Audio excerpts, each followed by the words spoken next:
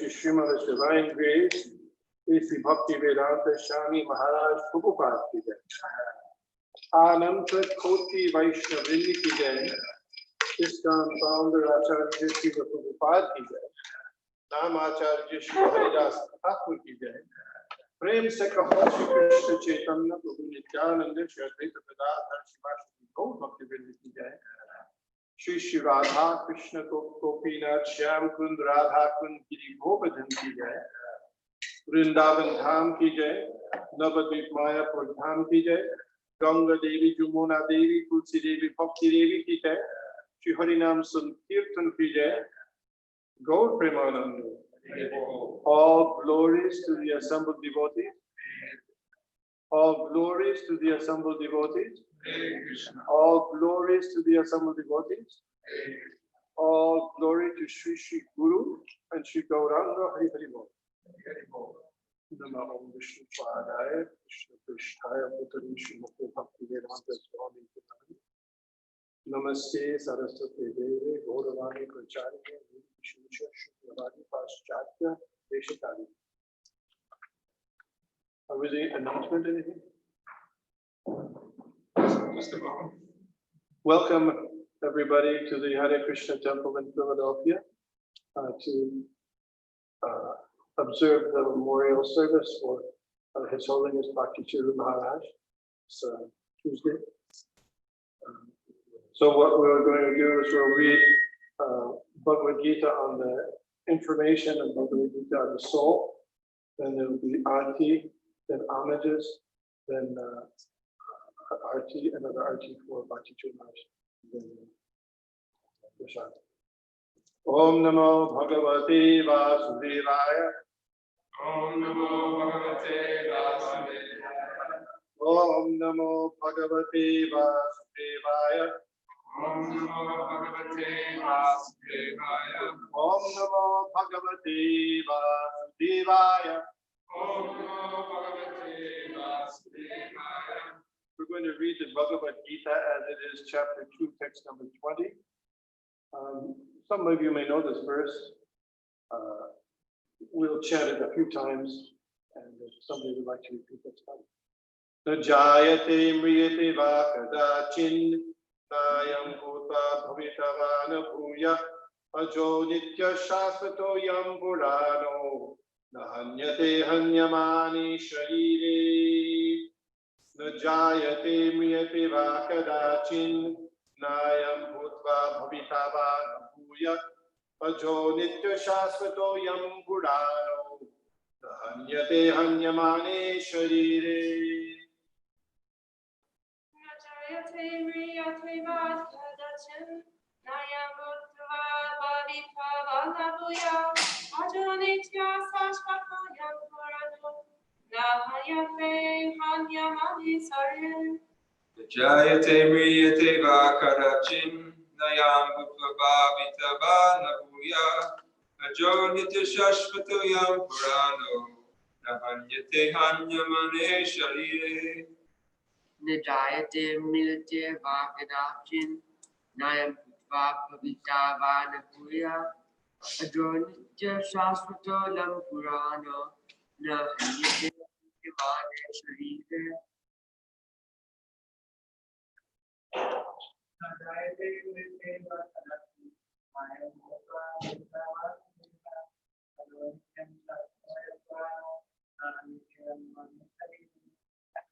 Na, never. Never. Jayate, Jayate. takes birth. Takes birth. Mriyate, Mriyate. dies. Dies. Va, either. Either. Kadachit, Kadachin. at any time, At any time. past, present, or future. Past, present, or future. Na, Never. never. Never. I am I am this. this. Bhutva, having come into being. Having come into being. Bhavita, God will come to be. come to be. Va, or. Or Na, not. not. Bhuya, Buddha. or is again coming to be. Or is again coming to be. Aja, Aja. unborn. Unborn. Nitya, Nitya. eternal. Eternal. Shasvata, Shasvata. permanent. Permanent. I am this. Purana, Purana. the oldest. Oldest. Na, No. never. Never. Hanyate is killed. It's killed. Hanyamani, being killed. Sharire, the body. Translation: for the soul, there is neither birth nor death at any time. He has not come into being, does not come into being, and will not come into being. He is unborn, eternal, ever existing, and primeval. He is not slain when the body is slain. Purport. Qualitatively, the small atomic fragmental part of the Supreme Spirit is one with the Supreme. He undergoes no changes like the body. Sometimes the soul is called the steady or kutastha. The body is subject to 6 kinds of transformations. It takes its birth from the womb of the mother's body, remains for some time, grows, produces some effects, gradually dwindles, and at last vanishes into oblivion. The soul, however, does not go through such changes. The soul is not born. But because it takes on a material body, the body takes its birth. The soul does not take birth there, and the soul does not die.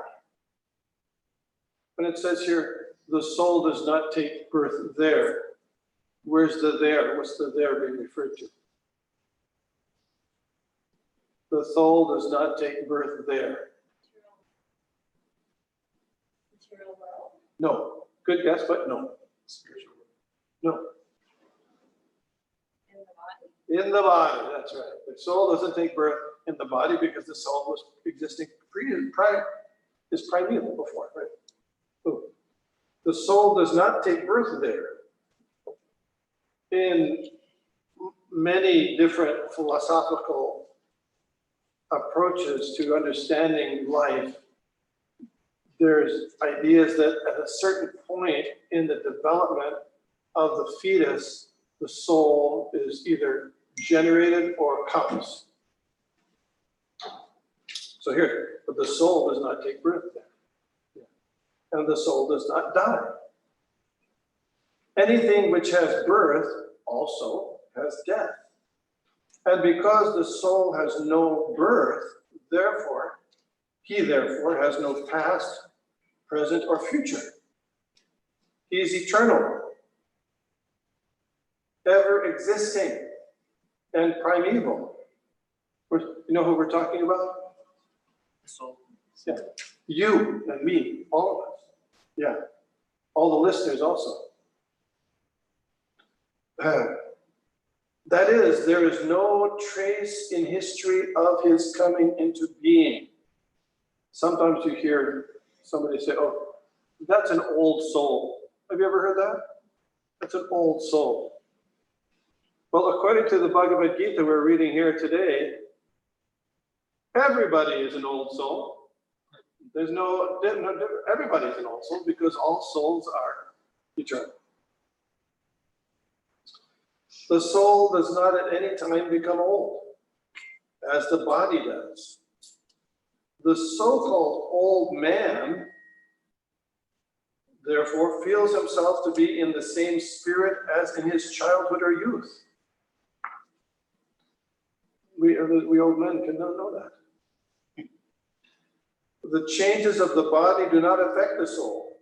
The soul does not deteriorate like a tree, nor anything material. The soul has no byproduct either. The byproducts of the body, what are the byproducts of the body? Kids, yeah, right. Namely, children are also different individual souls. And owing to the body, they appear as children of a particular man. The body develops because of the soul's presence, but the soul has neither offshoots nor change. Therefore, the soul is free from the 6 changes of the body. In the Katha Upanishad, we also find a similar passage which reads, Na jayate mriyate va vipaschin nayam kutaschin navabhuva kaschit ajo nitya shasvato yang purano nahanyate hanyamane sharire. The meaning and purport of this verse is the same as in the Bhagavad Gita. But here in this verse, there is one special word, vipaschit, which means learned or with knowledge. The soul is full of knowledge or full always with consciousness. Therefore, consciousness is the symptom of the soul. Even if one does not find the soul within the heart where he is situated, one can still understand the presence of the soul simply by the presence of consciousness. Sometimes we do not find the sun in the sky owing to clouds or for some other reason, but the light of the sun is always there, and we are convinced that it is therefore daytime. As soon as there was a little light in the sky early in the morning, we can understand that the sun is in the sky, even if it's a cloudy day. Similarly, since there is some consciousness in all bodies, whether man or animal, we can understand the presence of the soul. This consciousness of the soul is, however, different from the consciousness of the Supreme, because the Supreme Consciousness is all knowledge, past, present, and future. The consciousness of the individual soul is prone to be forgetful. When he is forgetful of his real nature, he obtains education and enlightenment from the superior lessons of Krishna. But Krishna is not like the forgetful soul. If so, Krishna's teachings of Bhagavad Gita would be useless. There are two kinds of souls, namely the minute particle soul, Anu Atma, and the super soul, Vibhu Atma. This is also confirmed in the Katha Upanishad in this way. Anoraniyan mahato mahiyan atmasya jantu dihito bhugaya tam akartu pashyati nitya shoko dhatu prasadan mahimanam atmana. Both the super soul, Paramatma, and the atomic soul, Jivatma, are situated on the same tree of the body within the same heart of the living being, and only one who has become free from all material desires, as well as lamentation, can, by the grace of the Supreme, understand the glories of the soul. Krishna is the fountainhead of the super soul also, as it will be disclosed in the following chapters, and Arjuna is the atomic soul, forgetful of his real nature. Therefore, he requires to be enlightened by Krishna or by his bona fide representative, the spiritual master. Om Jnana Timidandasya Gyananjana Shalakaya Chakshurmilitam Jena Tasmai Shri Gurave Namaha. Jai Shri Krishna Chaitanya Prabhu Nityananda Shri Advaita Gadadhar Shivashani Gaur Bhakti. Hare Krishna, Krishna Krishna, Hare Hare, Hare Rama, Rama Rama, Hare Hare. These are very profound information given in the Bhagavad Gita, and this is like the first instructions Krishna gives, ABC. But even though it's so elemental, Srila Prabhupada was commenting in New York in 1973. He said, there is practically no other institution in the world that teaches the difference between the soul and the body. He said, this is the wonder of Krishna consciousness. He said, there is no other institution in the world that teaches the difference between the soul and the body. Very, very interesting point. And we know that there are so many scientists, philosophers, artists, theologians who have been talking about the same idea for hundreds and thousands of years, but no clear information is given by anyone except the information that's given by Krishna in the Vedic literature here in Bhagavad Gita. So this is revolutionary knowledge. The body will die. All of our bodies will die. And when we talk about death, people become very serious. That's a very serious thing, because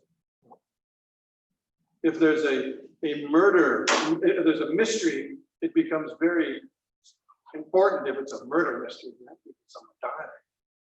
So all of our bodies, even the little kids, will die at a certain point. It's a very serious thing, but important to know that the soul is not going to ever die. The soul, who we are, is never going to die. And Srila Prabhupada would often comment when he would go by a statue, like he was walking in Paris, and he came by a statue, walked by a statue of Napoleon, who in France was considered the founder, practically, of the French Republic. And he said, that people give so much appreciation to this, but where is he now? The important thing isn't their body, it's the person. And where is that person? Where is that soul now?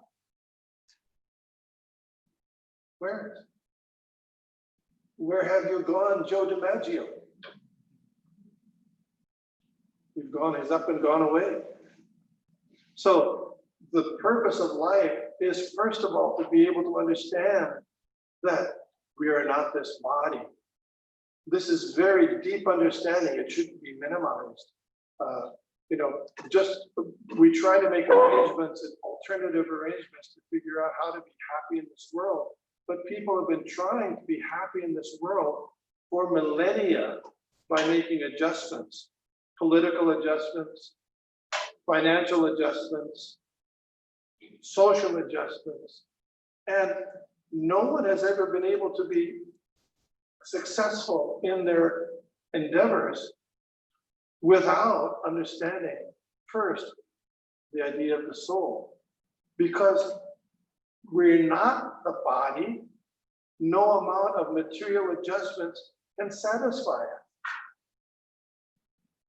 But if one can come to the platform of understanding the soul, really, in truth, Brahmabhuta prasanatma, the sochati nakankshati, shama sarveshu bhuteshu, vad bhakti lavate param.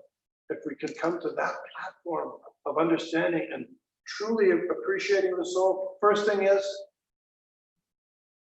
prasanatma, very, very happy.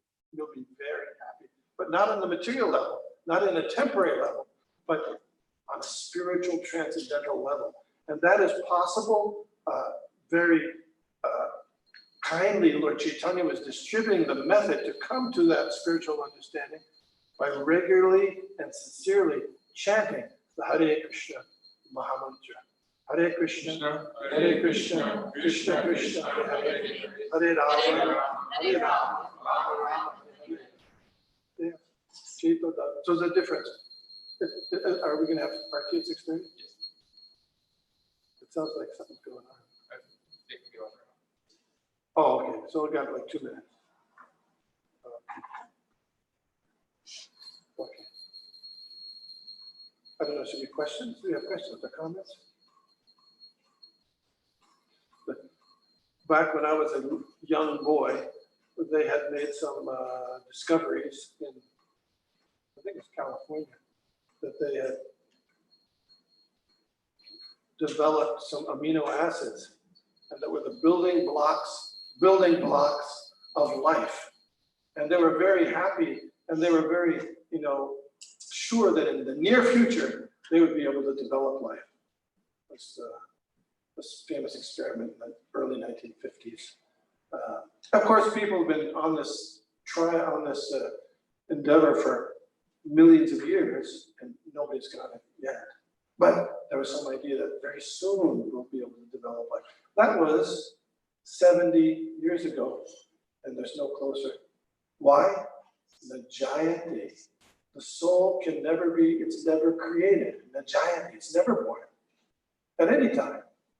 In the past, now, or in the future. So this Bhagavad Gita verse very boldly says, Lord Krishna, Supreme Personality of Godhead, boldly says, in the future, nobody will ever be able to create life. Not possible. The Jayate, Riyate. Nor will there anybody who be able to cause the death of the soul at any time. Hare Krishna. Hare Krishna. What's that? Oh, you want to make the offering here now? When the Muhammad comes, after it's over, then we will have the arti, right? Now we're going to have arti now, I believe. It will be the same time. Okay. Hare Krishna.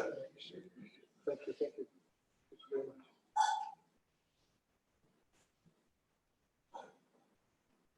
Srila Bhakti Charu Swami ki jai. Srila Prabhupada ki jai. Thank you.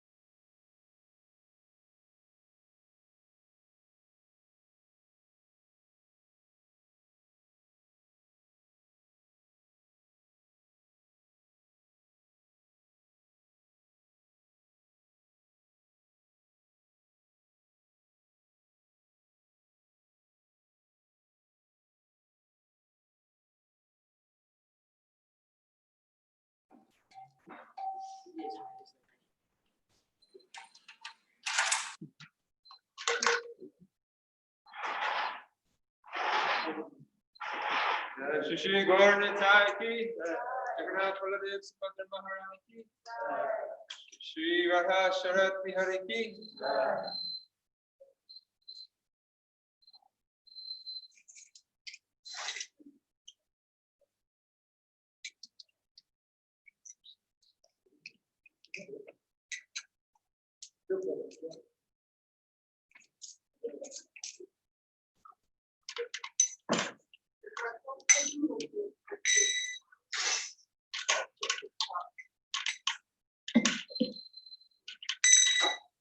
Namo Vishnupadaya Krishna Prishta Bhutale Srimate Bhakti Vedanta Swami Iti Namine Namo Vishnupadaya Krishna Prasthaya Bhutale Srimate Bhakti Vedanta Swami Iti Namine Namaste Saraswate Devi Gauravani Pracharine Nirvishesha Shunyavadi Paschatya Deshatharine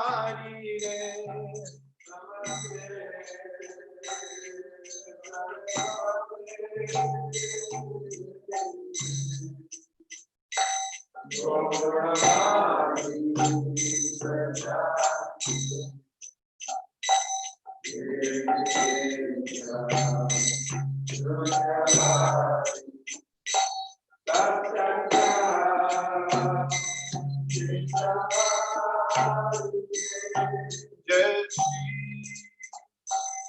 Krishna Chaitanya Prabhu Nityananda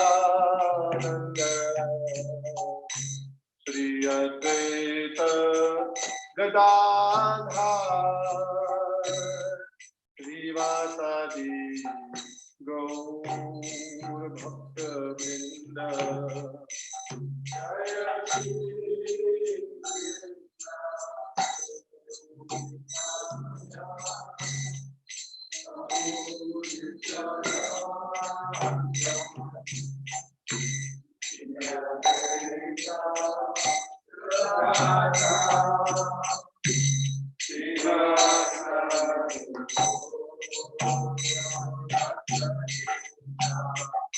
Jai Shri Krishna Chaitanya Prabhu Nityananda Shri Advaita Gadadhar Srivasadi Gaur Bhakta Vrinda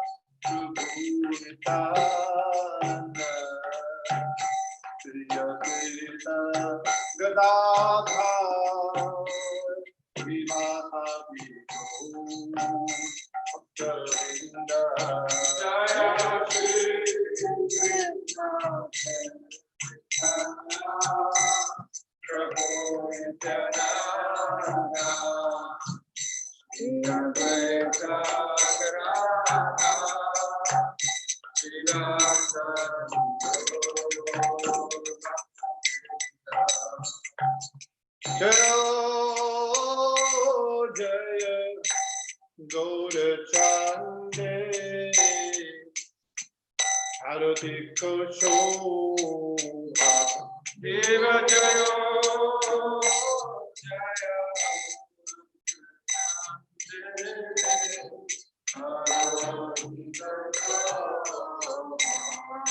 Jaya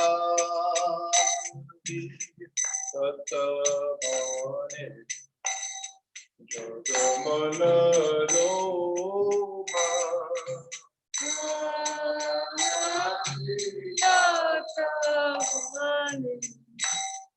Jagamana Loma Loke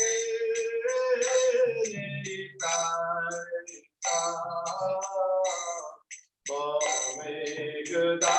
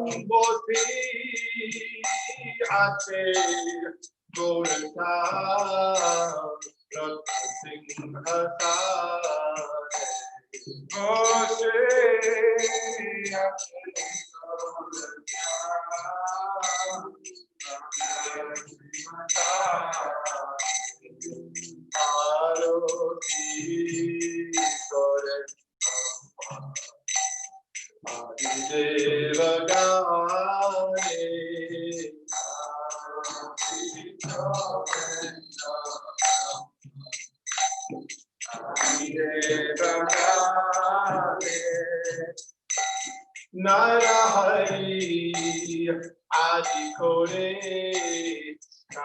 Naragunaya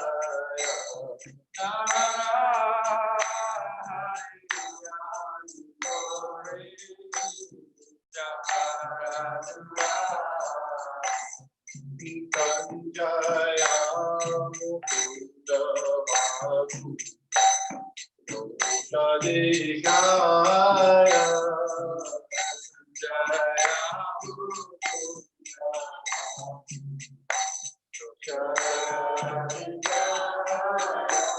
Shankar Kandavade Bhajakarata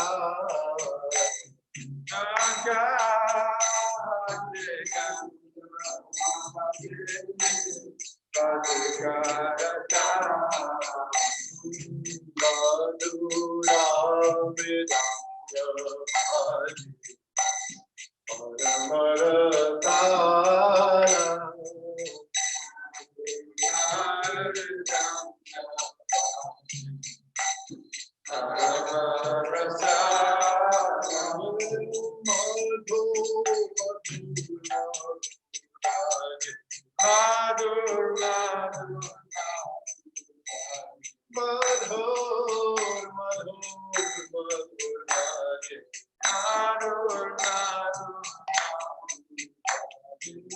Chandavade, Chandavade, Madhur, Madhur, Madhur, Vade.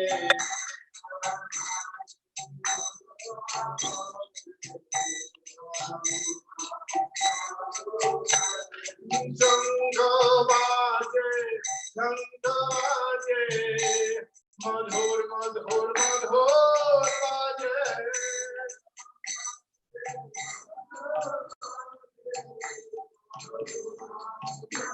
Hari Bol, Hari Bol, Hari Bol, Gaur Hari Bol.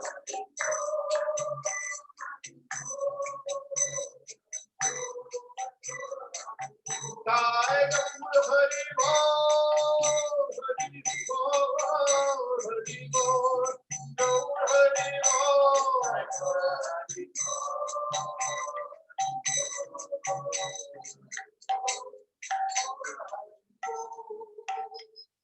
बहुत होती चंद्र जी बदना Ujjwala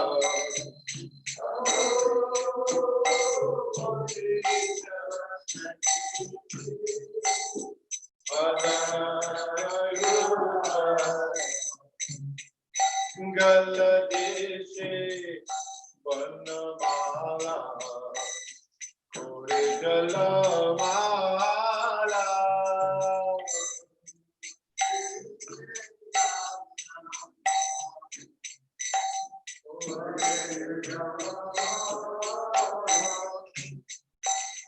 Bahu koti Chandraji Padana Ujjvala.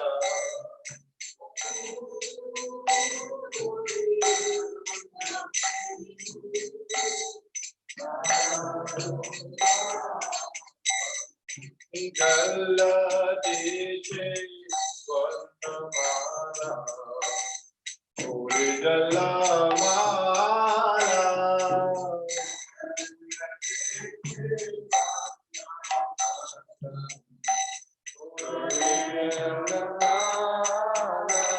Shiva Shuddho Enarada Preme Gadagada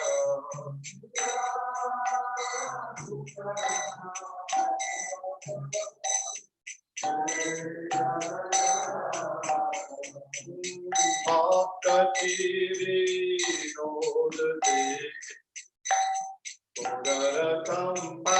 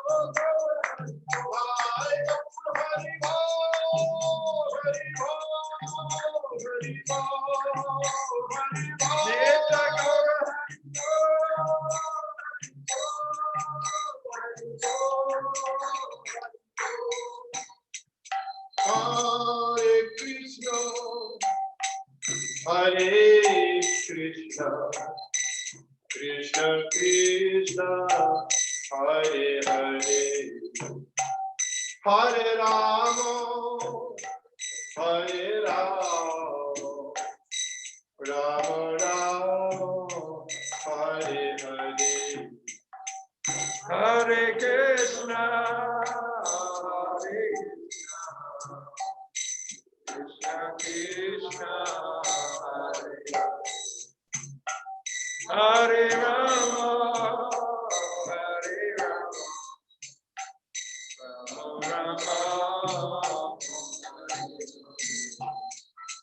Hare Krishna, Hare Krishna, Krishna Krishna, Hare Hare, Hare Rama, Hare Rama, Rama Rama, Hare Hare, Hare Krishna,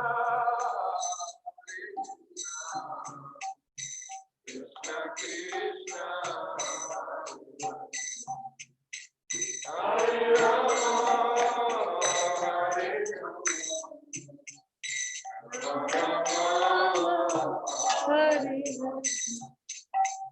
Hare Krishna, Hare Krishna, Krishna Krishna, Hare Hare, Hare Rama, Hare Rama, Rama Rama, Hare Hare, Hare Krishna, Krishna, Hare Hare, Hare Rama, Hare Rama, Rama Rama, Hare Hare, Hare Krishna, Hare Krishna, Krishna Krishna, Hare Hare, Hare Rama, Hare Rama, Rama Rama, Hare Hare, Hare Krishna, Krishna Krishna, Hare Hare, Hare Rama, Rama Rama, Hare Hare, Hare Krishna, Krishna Krishna, Hare Hare,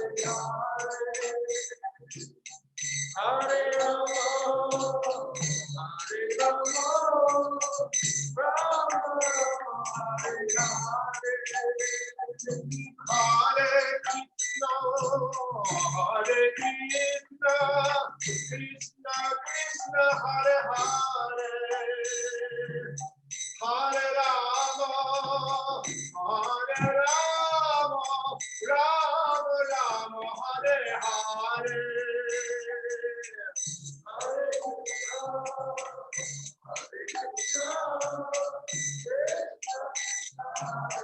Hare Krishna, Hare Rama, Hare Rama,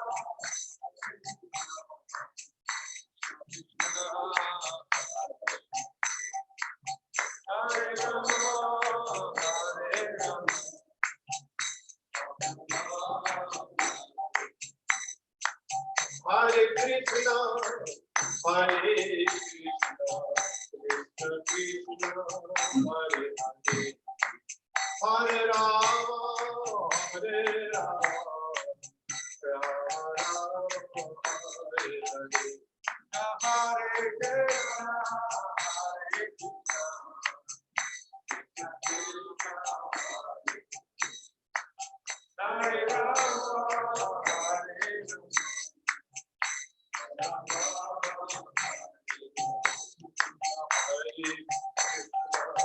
Krishna Krishna Hare Hare, Hare Rama, Hare Rama, Rama Rama Hare Hare.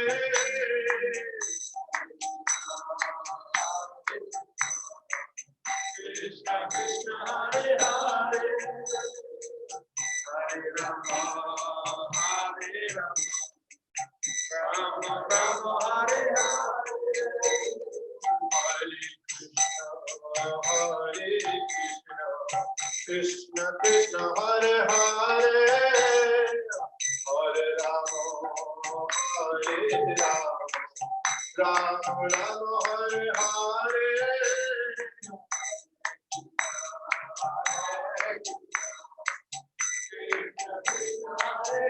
Hare Krishna, Krishna Krishna Hare Hare,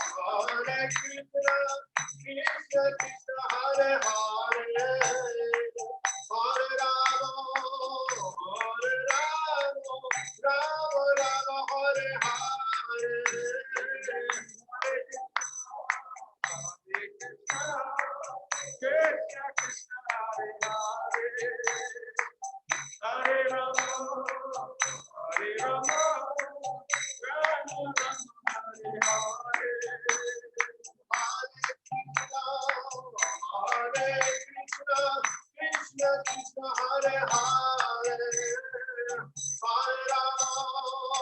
Hare Rama, Rama Rama Hare Hare.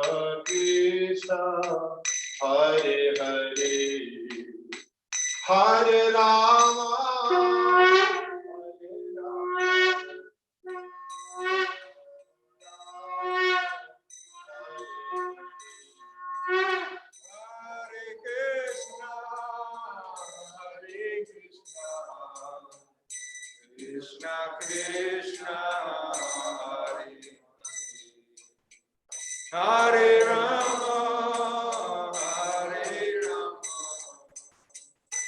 Rama Rama, Hare.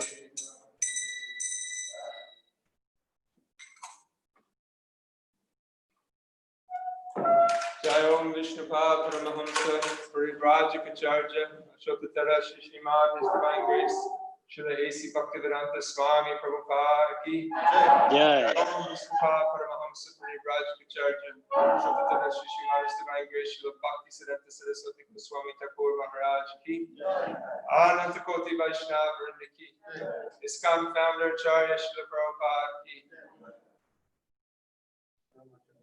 Namacharya Srila Haridas Thakur Ki Prem Sabaho Shri Krishna Chaitanya Prabhu Nityananda Shri Advaita Gadadhar Shri Vasari Gaura Bhaktivinoda Ki Shri Radha Krishna Gopakupina Shyamakul Radhakul Giri Govardhan Ki Shri Vrindavan Dham Ki Navadvip Mayapur Dham Ki Ganga Mai Yamuna Mai Ki Bhakti Devi Tulsi Devi Ki Shri Harinam Sankirtan Ki Shri Brihat Mardanga Ki Samaveta Bhakti Vrinda Ki Nitai Gaur Premanande. All glories to the assembled devotees. All glories to the assembled devotees. All glories to the assembled devotees. All glories to the lotus feet of Shri Shri Guru and Shri Gauranga.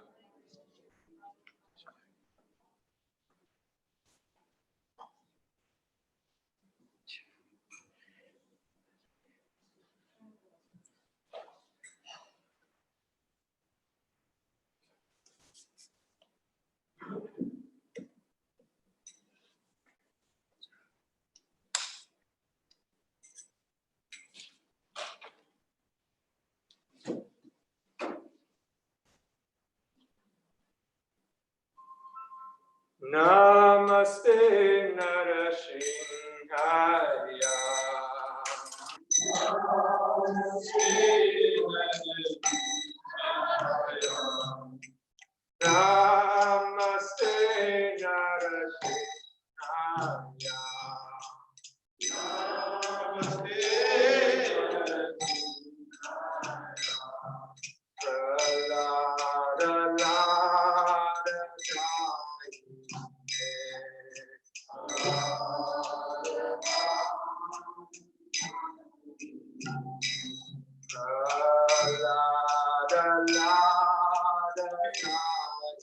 Oh yeah.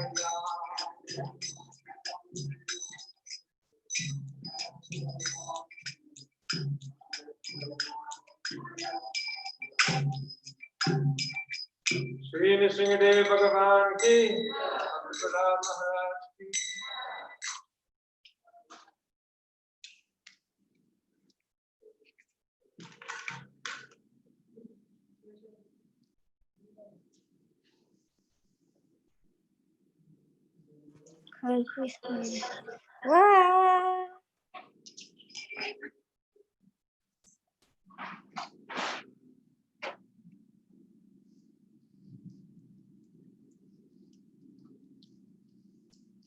And we're now going to sing Jaya Lilo Premadana, which Bhakti will lead us in the prayer.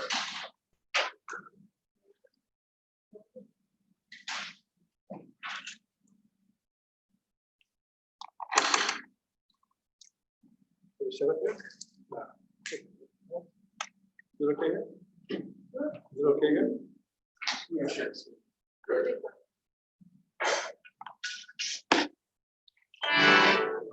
Should we read the translation first? Yes.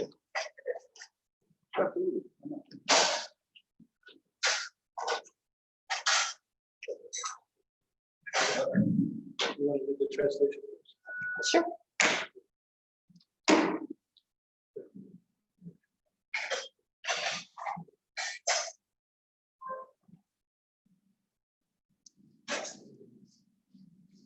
It's okay.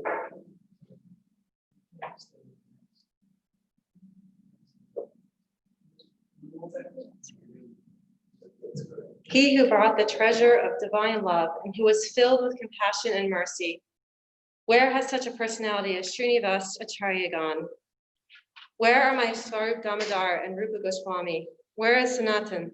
Where is Raghunath Das, the savior of the fallen? Where are my Raghunath Bhatta and Gopal Bhatta? And where is Krishnadas Kaviraj? Where did Lord Gauranga, the great dancer, suddenly go? I will smash my head against the rock and enter into the fire. Where will I find Lord Gauranga, the reservoir of all wonderful qualities? Being unable to attain the association of Lord Gauranga, accompanied by all of these devotees, in whose association he performed his pastimes, Nottama Das simply weeps. Anilo prema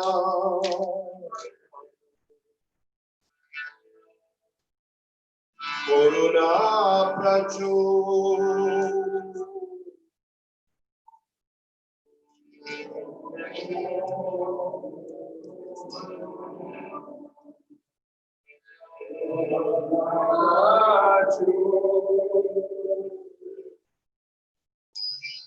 Hello, Prabhu,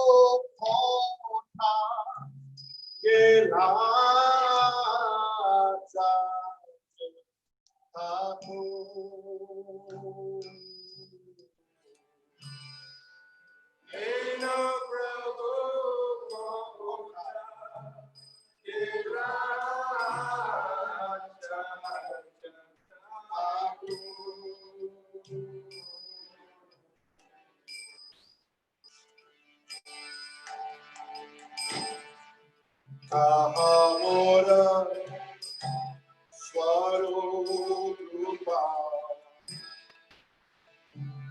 Ahasanata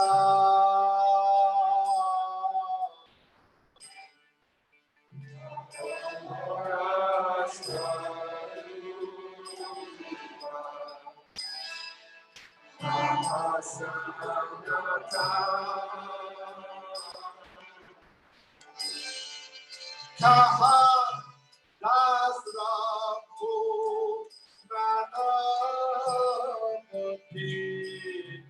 Ama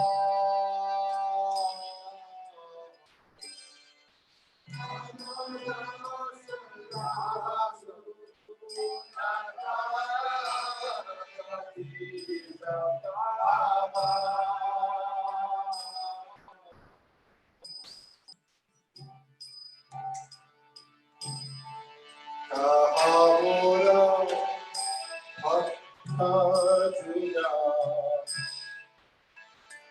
Sahamudira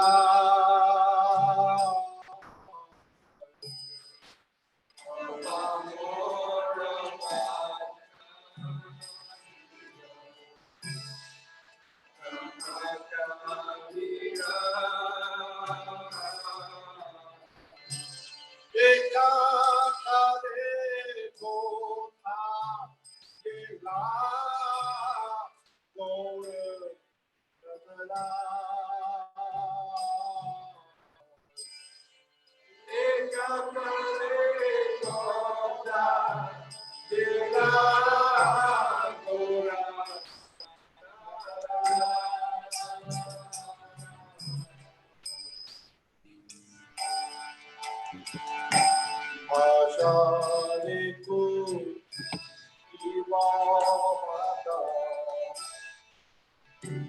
Adale Vasiva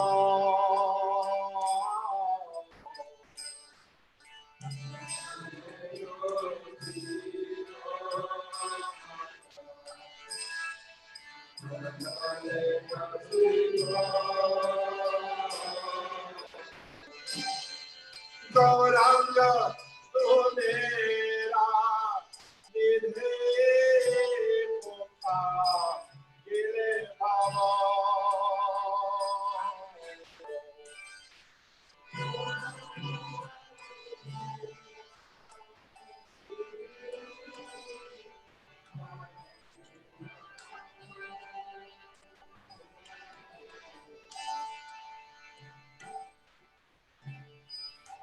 Sesha Gira Sanje Vipuelo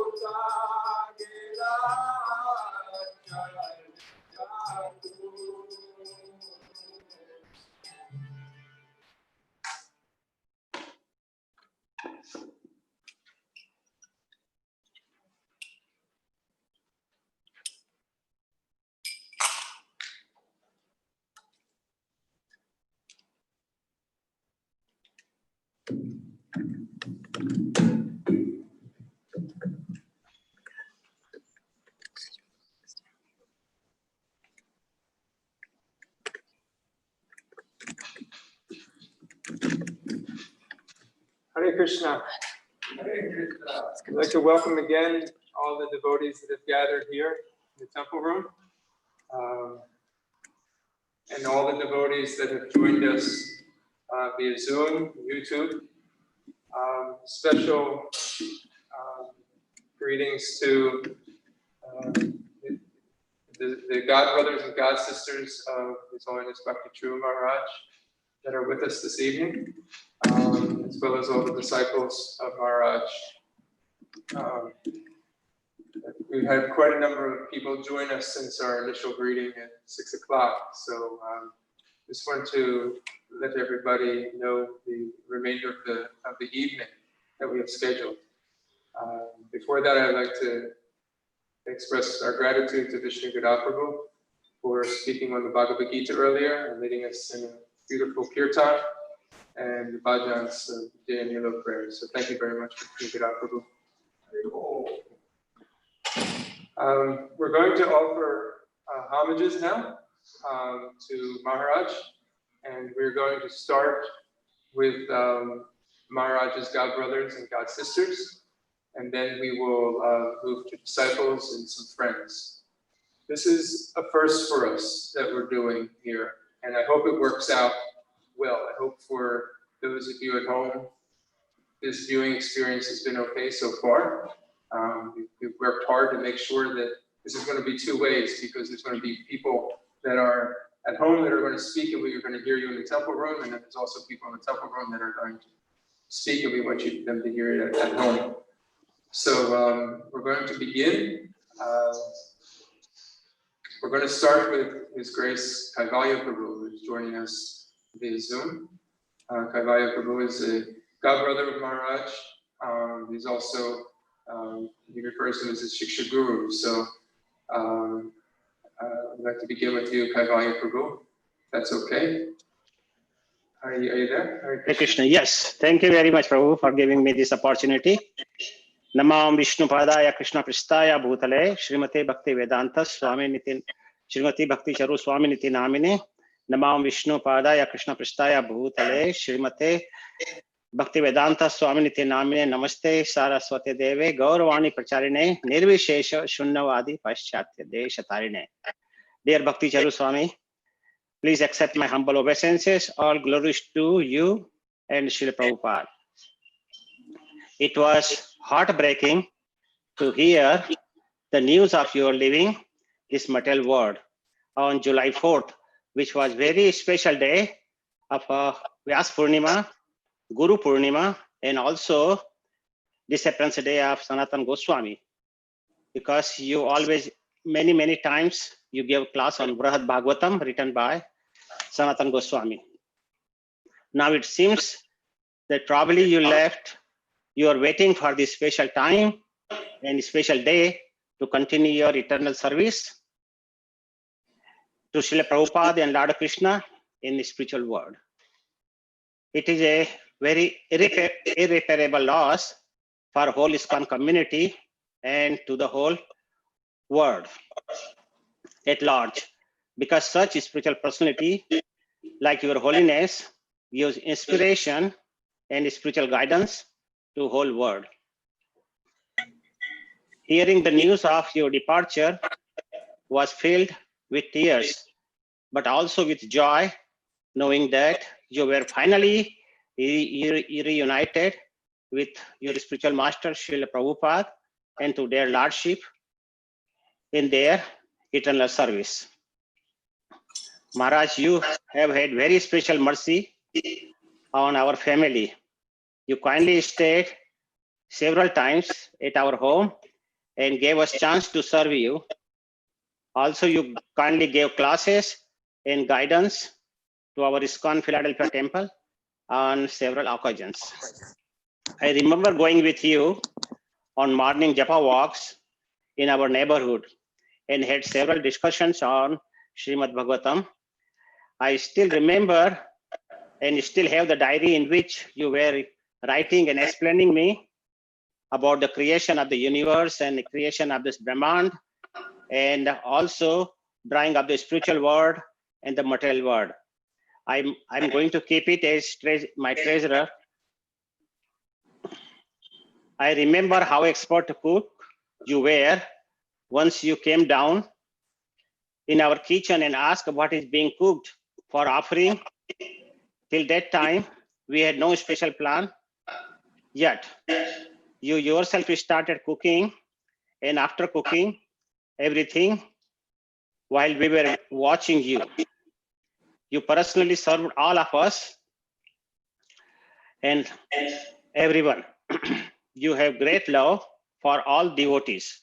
Whoever needed help, you gave it with open heart.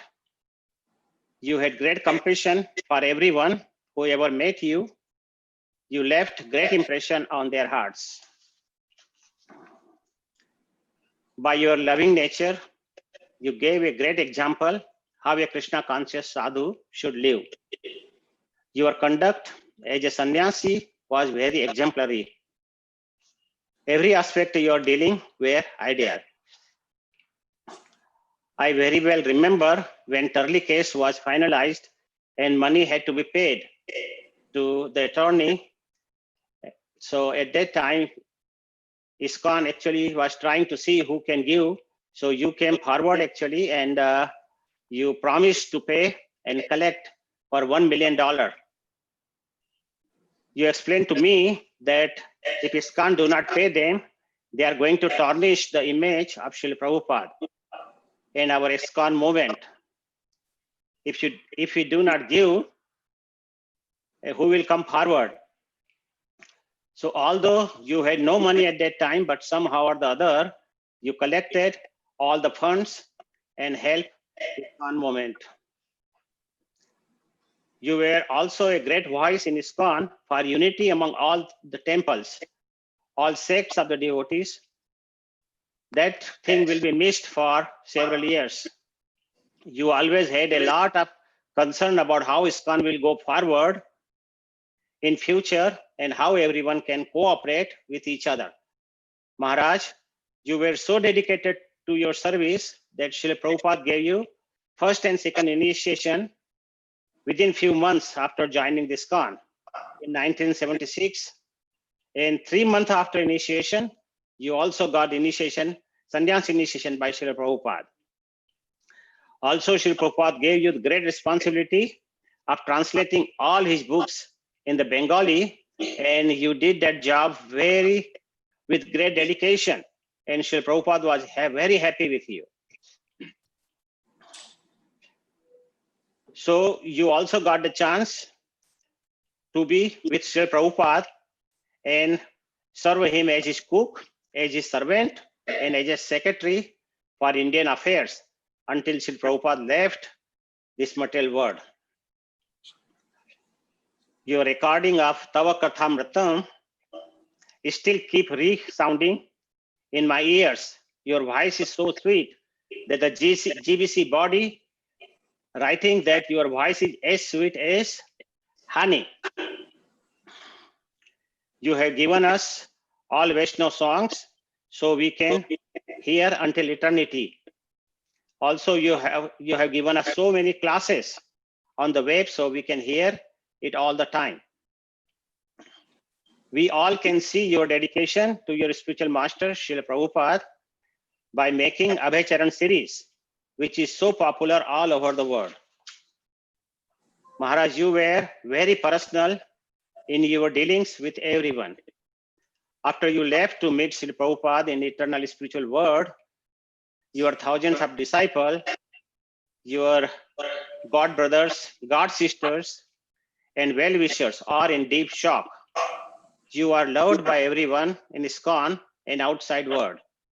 Your great character, which I remember well, that you had no envy with anyone.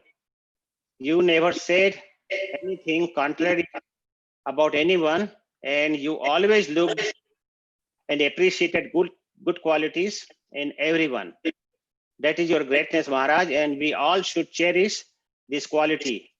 You were genuinely warm in giving appreciation to everyone, even for the smallest service, without any formalities.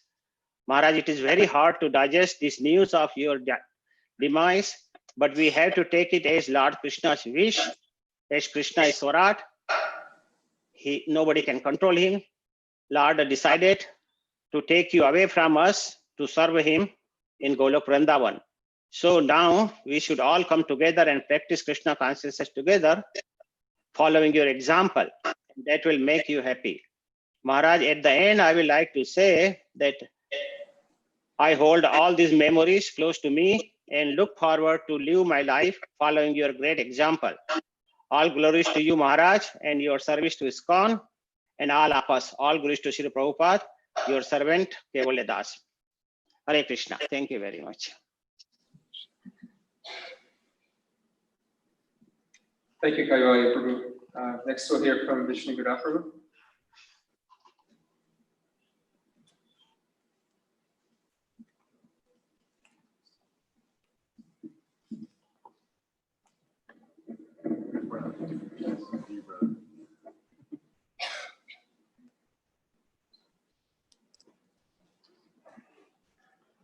Vanchakalpatarubhyascha kripasinubhyevacha patitanam pavanebhyo vaishnavebhyo namo namaha. First, I'd like to say that was a very nice offering made by Kaivalya Prabhu. Very nicely thought. I just wanted to elaborate on a couple of things. One thing that Kaivalya Prabhu mentioned was that Bhakti Charu Swami, he joined ISKCON in the fall of 1976 and then got initiated on Gaur Purnima, 1977. And at that time, Srila Prabhupada was, there was some restrictions. Of course, in the early days, you hear stories about people who just come in and they've been in the temple for a week and they're getting initiated. You heard about this stuff. But by this time, in the latter part of the, Prabhupada's pastimes on the year and his preaching here, things were becoming quite more conservative. And not only that, but the sannyasi initiations were getting very much restricted as well. So the fact that after, just a few months he was initiated, and then just 3 months later, this was at a time when everything was being restricted. This is quite unusual, and it shows that Srila Prabhupada was a perfect judge of a person's character. That he could identify, all these other things were going on. This person was a special soul, a special gem. And we heard, I don't know if it's true, maybe you know, but Srila Prabhupada, I believe, said if I get 3 nice Bengali boys, devotees, then I'll take over all of Bengal. Have you heard this?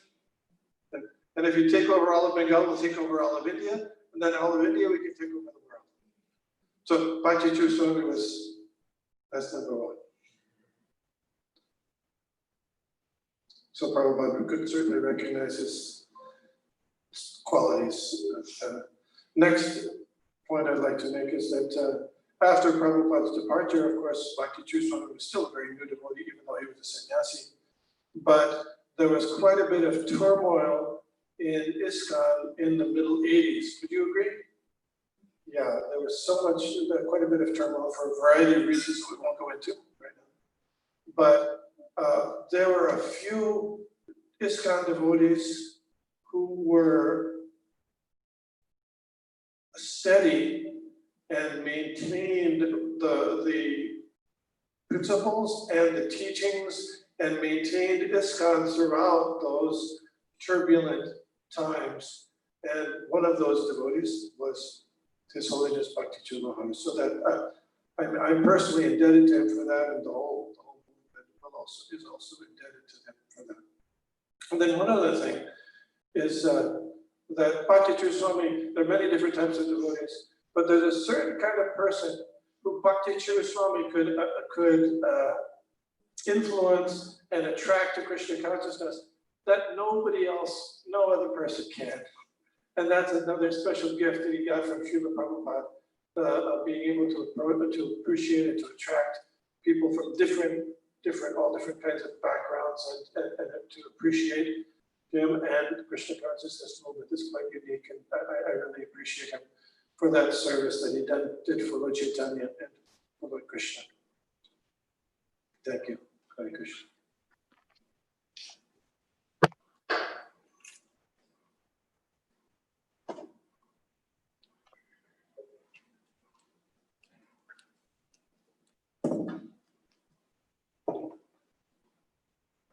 Thank you.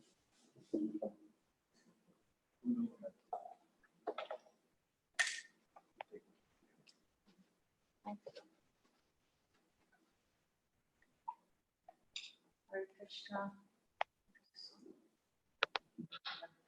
Can you hear me? Yes. I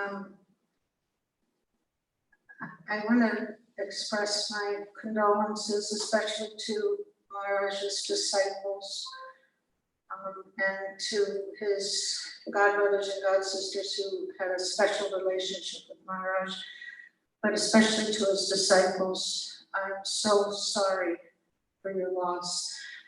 I've been thinking for a few days about what it was like when Srila Prabhupada left the planet, and how I was 21 years old when Prabhupada left on November 14th, 1977. And most of us were very, very young.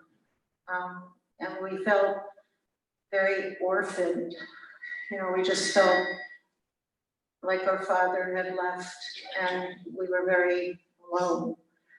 And I can imagine what you're feeling, and I'm so sorry for that. It hurts deeply. And when the Guru leaves the planet, there's a time for mourning. And when Prabhupada left, we were all so young and we were grieving, but we didn't really know how to grieve collectively as a movement. And I think individually we were all so young, many of us didn't really know how to grieve, to grieve. We didn't know about the grieving process. And the way, like Krishna Guru said, that there was a lot of things going on in our movement that blocked us from that grief. There were a lot of changes going on, and it was very difficult. So now, many decades later, we're all older and hopefully a little wiser about loss and grief. And being in the hospice field all these decades, I want to say to Maharaj's disciples and those that are grieving his loss, that please take the time to grieve, to understand this loss, because it's very deep, it's very personal, and it takes a long time. There's no timeline with grief. Don't allow anyone to say, but come on, it's been 6 months, move on. It's been a year, come on, get over it. You'll never get over it. You never get over the spiritual master leaving the planet. It just doesn't happen like that. And like Charu can attest, he lost his guru. It's been 15 years now. 2005. I'm sorry? 2005. 2005, so 15 years. I mean, you don't get over it. And I don't think we've gotten over Srila Prabhupada leaving. It's always an emptiness that you feel. But you realize over the years that your relationship with the spiritual master just deepens in separation. The relationship goes so much deeper than, waiting for a telegram. That there were no computers, there were no cell phones in those days when Prabhupada was here. So we would wait for the GBC to get, a telegram that Prabhupada was coming. We would all pile in the vans and go to the airport. And in those days, you were allowed to go up to the gate and wait for Prabhupada to come off the plane. And, we would have baskets of rose petals and, go up the escalator with the rose petals and sprinkle rose water. And, it just we turned LA airport into Vaikunta, and of course we miss that. We miss it all the time. But the relationship with the spiritual master deepens, and it becomes so much sweeter when you love him in separation. And it's something that grows and grows and grows over the years. And you realize that he's still with us. It's not just cliche. You do realize he's in your heart. If you listen carefully, he is speaking to you. And you just have to listen very carefully and don't make him yell to be heard, because he is speaking to you in your heart. And, of course, he's in his books, he's in his deity form, he's in his teachings, he can speak to you through the devotees, through even a non-devotee. Prabhupada is speaking to you, and you will realize that with Bhakti Charu Swami, he will communicate to you in your heart and through the devotees and through one another. Stay in the association with your God brothers and God sisters. It's very, very important to connect with them and stay in touch with them, and never drift away from your God brothers and God sisters. They are your lifeline. So as the years go on, you won't stop grieving. It will get easier. It won't always be like it is today, but the relationship with him will strengthen and become very, very sweet in separation. So I just wanted to say that. Thank you very much. Thank you, Mother Sangeeta, for that important message. Hare Krishna. Devi Deva Prabhu, to say a few words.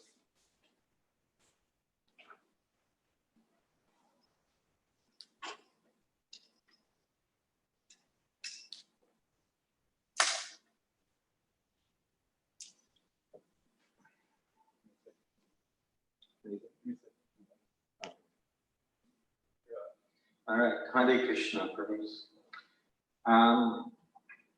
Bhakti Charu Maharaj was a very rare soul, even in a very rare society of many great personalities. He was a very unusual devotee in the sense that he had seemed to capture all of Prabhupada's qualities. He was brilliant, he was kind, he was loving, he was friendly, he was funny, he had all the good qualities.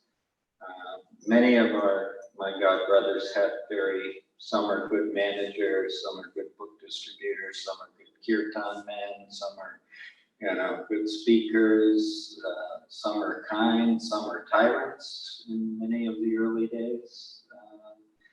And Bhakti Churmaj was the best of everything. I had some very interesting times with him over the years. For the first 20 years of him being a devotee, I was friends with Abhiram, who was the temple president in Calcutta when he joined. And I still am today. I talk to Abhiram every day. We've been very long-term friends. And Maharaj, our paths crossed for probably 20 years. And the first time I met him was in 1977 in Mayapur, 98. And he saw me, the two buildings in Mayapur that are on either side of the temple, where devotees used to walk across the roof, Prabhupada's room. He saw me from the other side of the room, and he walked all the way across the roof and paid his obeisances on the roof, which was probably 110 degrees. And I was totally embarrassed and very surprised, and gave me a big hug, like, I've known him all my life. It was that kind of friendly, warm personality. And he was always happy to see me after that, everywhere that I would run into him. He chased me down on Fifth Avenue one year on Rath Yatra, so running towards me from like half a block away, and just to say hello and to thank me, and just a warm, kind-hearted soul. After that meeting, one time I was in Mayapur, and he called me up to his room. He used to take the end room on the, I think it's a Lotus building, and where the devotees would stay, and he always used to rent that suite. It was a suite, and he invited me to go. I laid the cornerstone for the Ujjain temple with him. I did it in probably 2 hours notice. He was leaving. He said, "You want to come to Ujjain? Please come with me." And we laid the cornerstone for that temple, which I always remembered. And it was very kind of him to even think of me, to include me in that type of thing. He's an amazing devotee. And speaking with many of my god brothers over the last few days, everybody has the same opinion.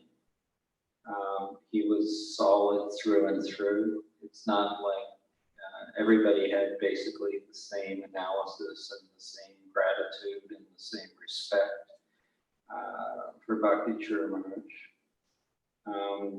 I dealt with him in many of his challenges back and forth with television and finance and many other things. He wasn't the best businessman in the world, I can say that, but he was very sincere, and Krishna rewarded him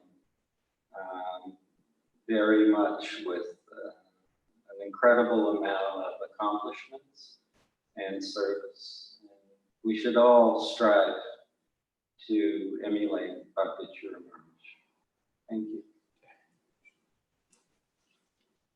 Thank you, Devi Deva Prabhu. Next, I'd like to invite Haryashra Prabhu to come and speak. After Haryashra Prabhu, Arvind Dakshaya Prabhu. He's on Zoom, so just be ready to take yourself off the mute after Haryashra Prabhu.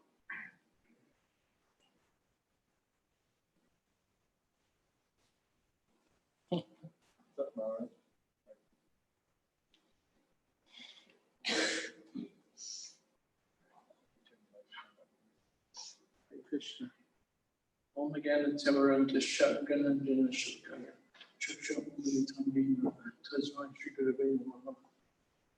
So I don't know where to start. I'll try to just make 3 points. And the first point is, I feel as though in this con, I've been a recipient of a lot of mercy from a lot of God uncles. Just unbelievable.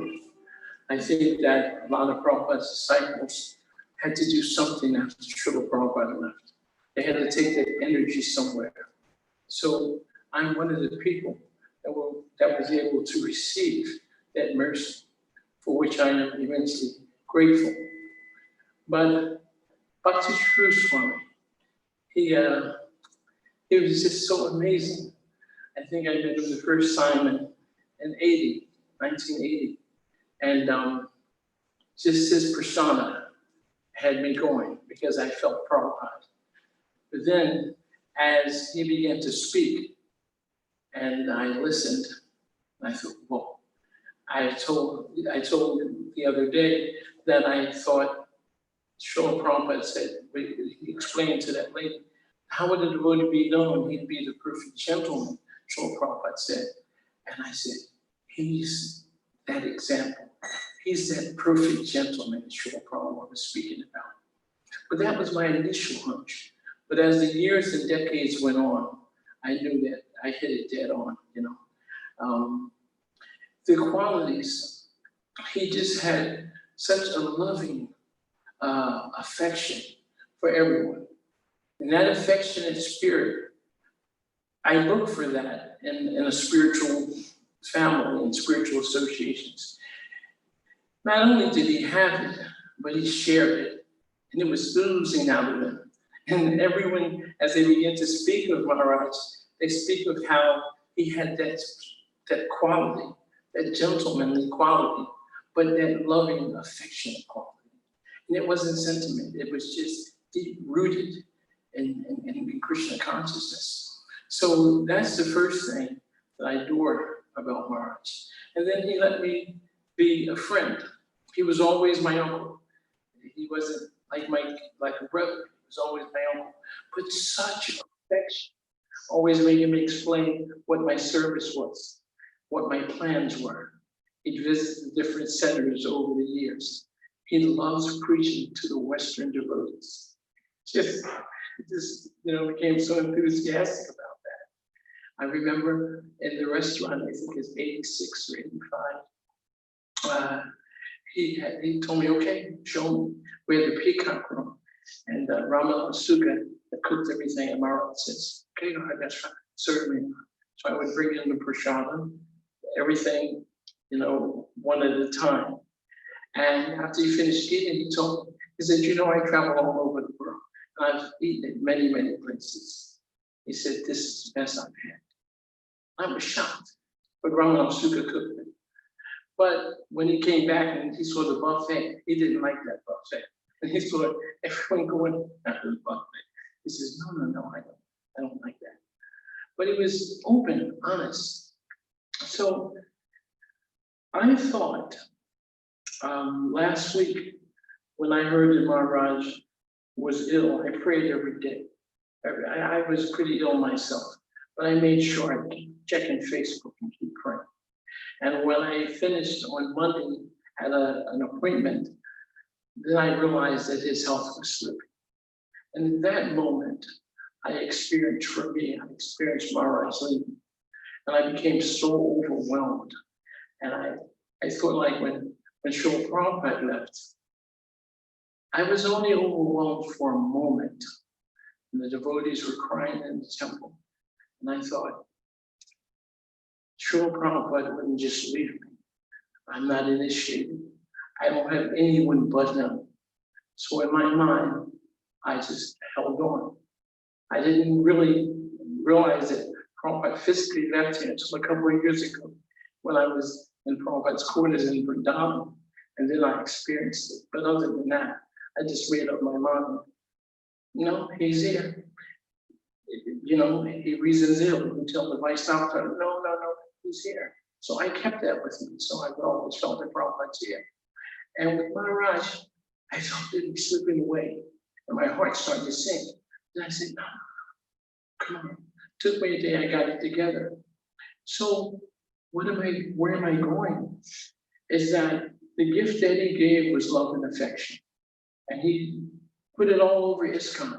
Everyone who met him, who worked with him, you know that's what he gave. So as for his disciples and friends, I used to think, what's going to happen? But now I've had a few days to think. And what needs to happen is that it is within us to be loving, affectionate devotees. We got that from Srila Prabhupada.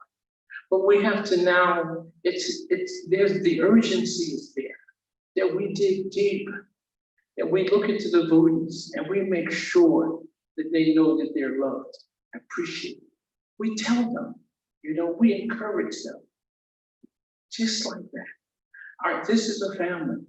Therefore, we have to put aside any of our petty grievances, you know, and we act on a platform that would be pleasing to our spiritual master. And in that way, with Maharaj leaving, we will be able to accomplish something. We'll do something wonderful.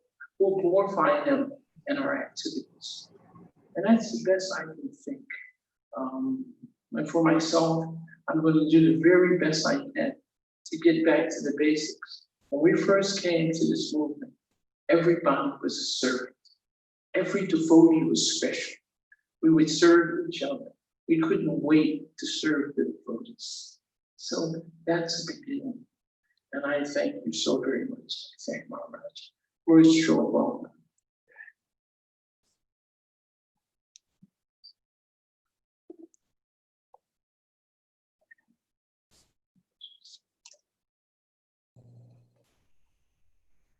Hare Krishna, we'd now like to invite Maharaj's disciples to speak. It was very sweet to hear from Maharaj's godbrothers and godsisters. First, we have Arvind Akshay Prabhu, who's there with us on Zoom. Thank you for joining us. Please unmute yourself.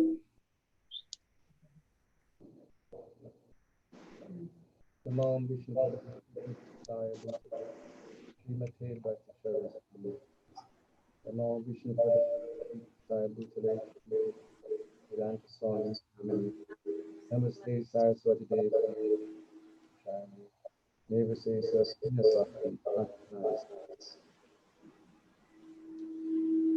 I met Arvind Akshay Prabhu, can you speak a little closer to the microphone?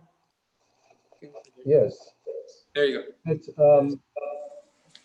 Guru Maharaj in around 1987 or 1988, and I got first initiation from him in around 1988, and second initiation around 1990. Actually, my peers in ISKCON in the early days in New York were all Prabhupada disciples, and we had a very good relationship, and I felt like one of them, and thus I never felt like I wanted to take initiation until I met Maharaj. And the reason was that Maharaj was always glorifying Prabhupada. All the time of my meeting him, and I've heard from other people, he's always glorifying Prabhupada. So one of my initiation vows, I think most of the disciples had to take that vow that never leave ISKCON. I take a vow never to leave ISKCON. And so that's how, actually my relationship with Maharaj was very unique, I would say. He was like a friend to me. It was a spiritual master and like a friend. I sometimes, when I would visit him at a home program, he would invite me up into the front there to sit beside him, like side by side. And I would feel so embarrassed about that. among other of my, you know, God brothers and God sisters like that. Actually, so what convinced me to take initiation from Maharaj was that because of his glorification of Srila Prabhupada, I felt very comfortable. I say this is very, very, very safe. You know, I can take initiation from Maharaj, and I surrendered to him. So the main point I would like to emphasize about Maharaj and his conviction and dedication to Srila Prabhupada is one of great importance to ISKCON as a whole, because Maharaj tried to knock down all kind of what you might call factions within ISKCON, that we should have a unified ISKCON by putting Srila Prabhupada at the center. Thus, ISKCON will remain strong for the generation to come, being focused on the purpose of what ISKCON is all about. So Maharaj, you know, gave me that kind of confidence that I can stay in ISKCON, and even though there might be rocks and bumps within the institution, I feel dedicated to follow Maharaj's main advice to stay within ISKCON and make a difference. And that is not just his information to me, but throughout Maharaj's time here, he has left that indelible mark to inspire all of ISKCON devotees within ISKCON to unite together and push forward Krishna consciousness and be an example in the world. So, you know, I'm really touched by Maharaj leaving.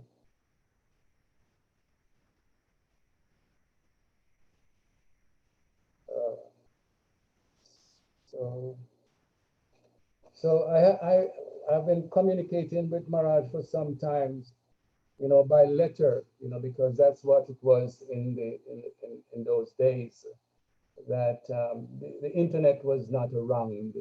So I still have a nice box, like a big shoe box with all of my correspondence with Maharaj, and he's always been supportive to me.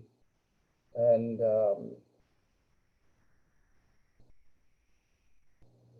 yes, he has always been supportive to me. And whenever I visited New York, my base was in Long Island, and I would go to Brooklyn Temple to visit him, and always give him some gifts. Whenever I meet him, I always give some gifts, you know, and usually I give him gifts of items that I really love myself, like mangoes. I love mangoes. I'll give Maharaj a mango. He would receive it with great delight. And I used to stop at the health food store. I love soap, nice, you know, animal, you know, free soap, and I'd give Maharaj a soap. And one day he said, "Is this animal tested?" I said, "Yes, Maharaj." And I would give, you know, some donation from time to time to Maharaj, and I'd write a nice note because I love writing, and I think my penmanship is very impressive, and Maharaj was, you know, always wondered about, you have such a nice handwriting. But most of all, I would say to him. And then one day I visited him, and I did give a donation, but there was no note. And he said, "What happened to the note?"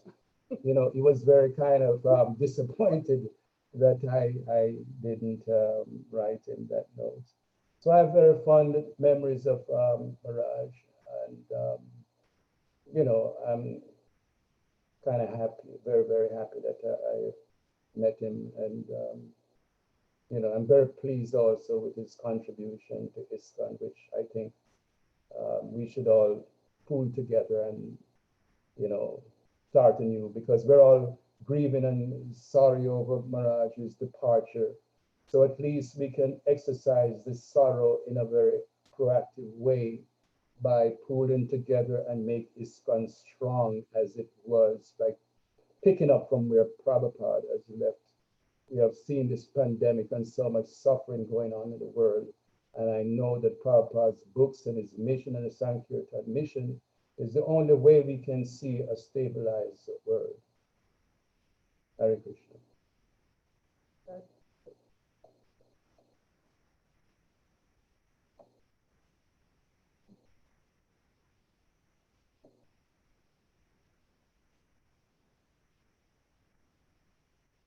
So please give your offering. Yes. Hare Krishna. Hare Krishna.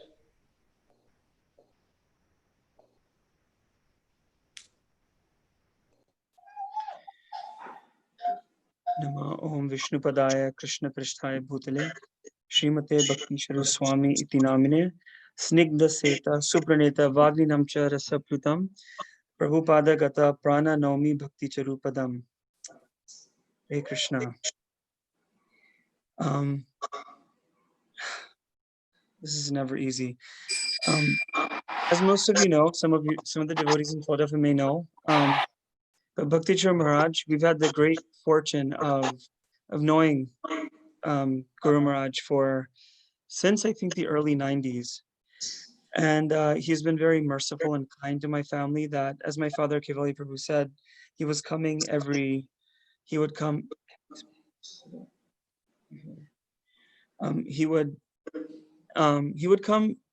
1 or 2 years at least, every 1 or 2 years at least. So that was very nice. I've also had the opportunity to travel with him, to not only, driving him around New York, New Jersey, but also to India, Florida, Toronto, London, and other places that I can't even think of right now. Anyway, this evening I wanted to share some qualities that I really adored in Guru Maharaj, with and also explain with some examples as well. Some of the qualities that I saw in him: he's very personal, affectionate, kind, magnanimous, mild, humble, meek, peaceful, respectful, fatherly, and at the same time he had the gentleness that a mother has. So for me, it was all those things, and more. Some nice pastimes that I had with Guru Maharaj was, once I got the opportunity to see Ujjain. This is about 10 years ago. And he was very kind to have me stay in a room that was right inside his quarters. The door was right near his door, and he would come every day, and I would know his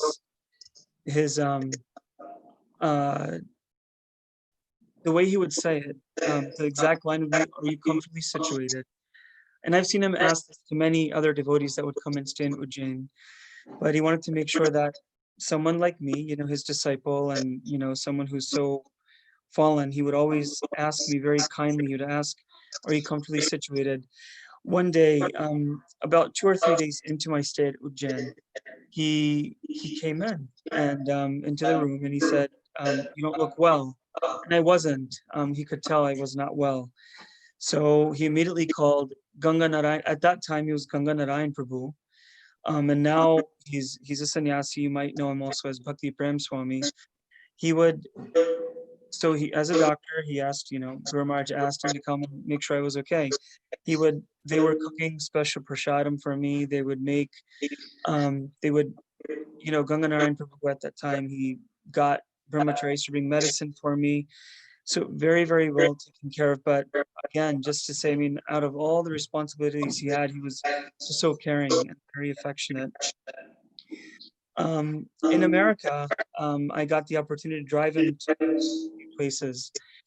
So, just knowing, basically his car would be chanting. The car ride would consist of chanting, and then also calling devotees. But it wasn't to do his GBC duties or anything. It's just to call various devotees just to see how they were doing, whether they're disciples or not, or God brothers and God sisters. He would just call devotees just like that.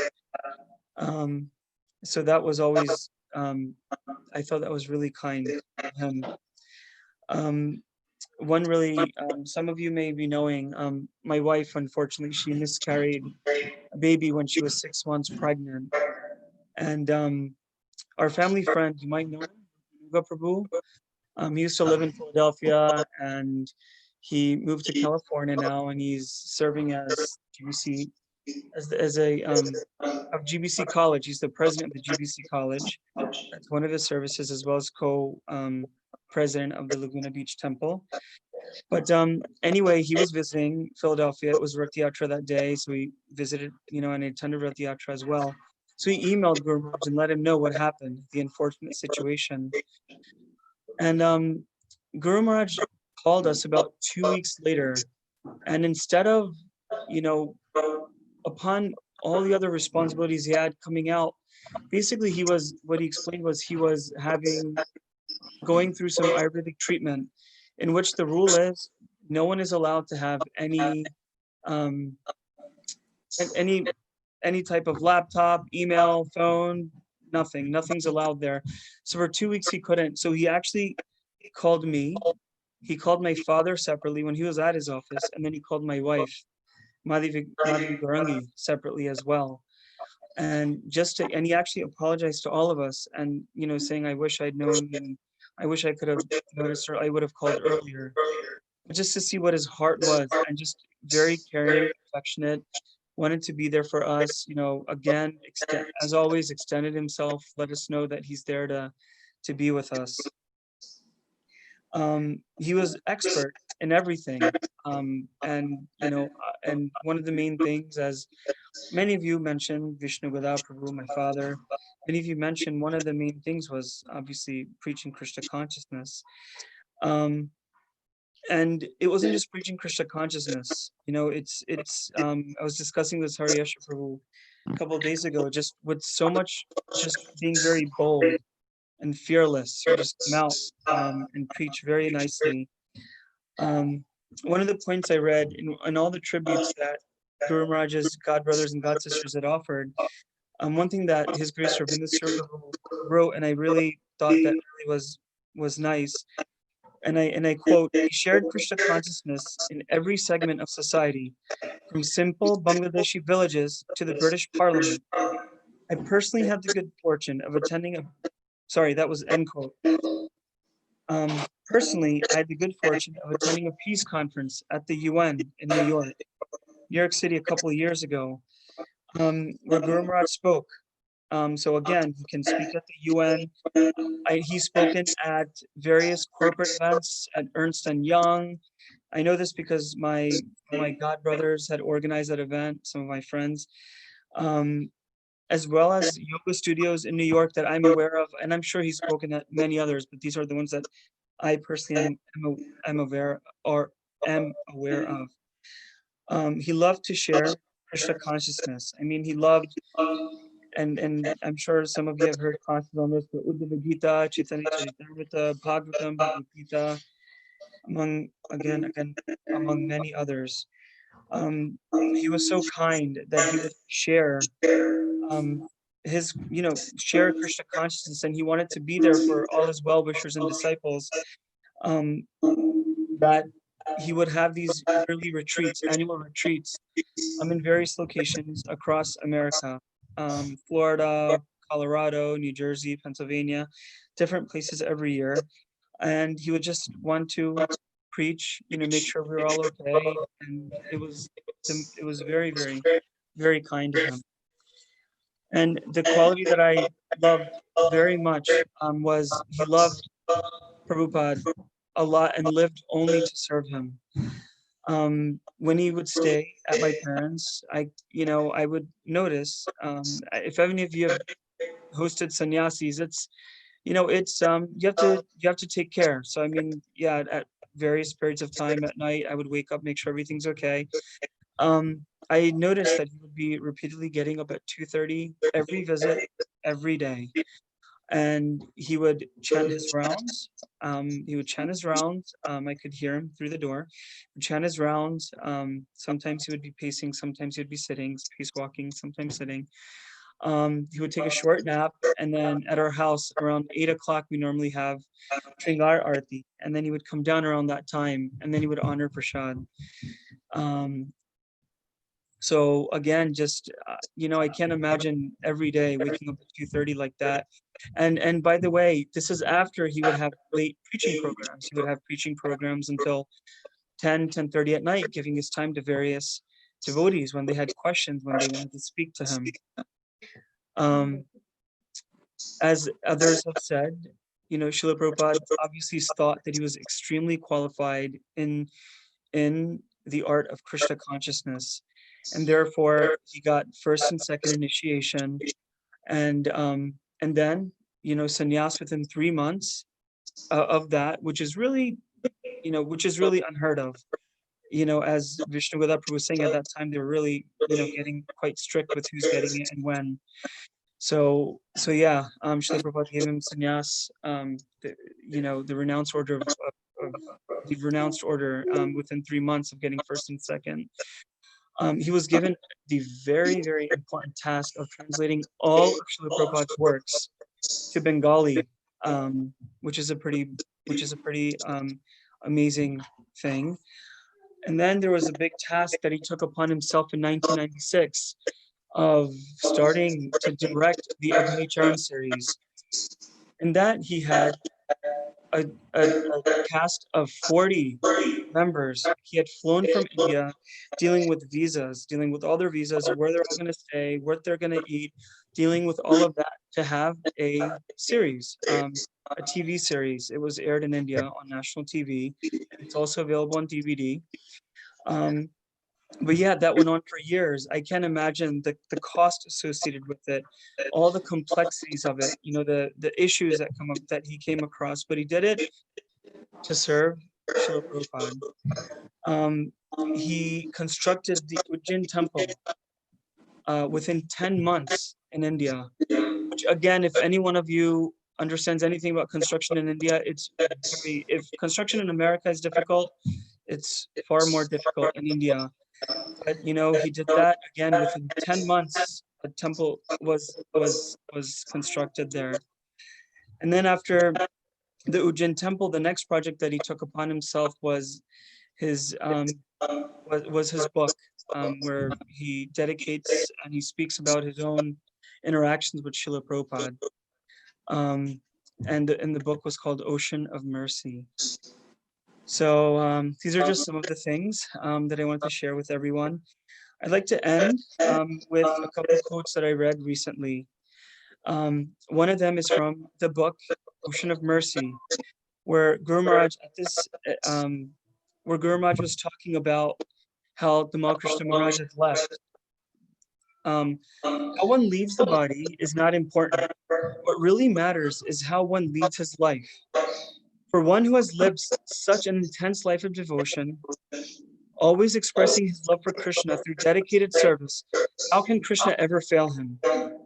For one who has always been seeing Krishna in the core of his heart, with eyes anointed with the mascara of love, at the final moment, Krishna comes to him. He sees Krishna face to face. Will he not naturally become submerged in an ocean of bliss? And one more quote from some of you may have read, but it's from the Vyas Puja, Guru Maharaj's Vyas Puja offering to Srila Prabhupada in 2012.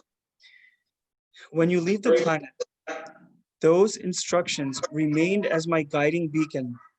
Although my heart attached with constant agony due to your separation, I tried to remember that you were always there. At that time, I used to imagine that just as a mother sometimes hides while teaching her son how to walk, urging him to start walking by searching for her, similarly, you are hiding behind some invisible curtain so that I will search for you and thus develop my ardent desire to go where you are. Those days, I used to think that I had so many things to do here. Therefore, I needed to stay. Now that I have done whatever you wanted me to do, please allow me to go back to you. You have already called back so many of your dear children. Please allow me to have this good fortune. I please urge my my God brothers and God sisters that this is really our time, as Mother Sangeeta had mentioned very nicely, that we really need to talk with each other. It's a time of grieving. It's a time that will, like she said, that will take time. And I very much urge you to, if you ever want to talk, I'm always available, and we'll need to talk with each other. It's definitely a difficult time. So that's all. Thank you very much. Hare Krishna. Thank you, Chaitanya Chandra Prabhu. That was very touching. I would like to now invite Stavaraj Prabhu. There he is. Thank you. You're there. Hare Krishna. Hare Krishna. Can you hear me? I can hear you. Very good. Thank you, Prabhu. And thank you to everyone who has given me the opportunity to share my experiences with His Holiness Bhakti Charu Swami. I met him first on a retreat in Vraj, Pennsylvania in the spring of 2010.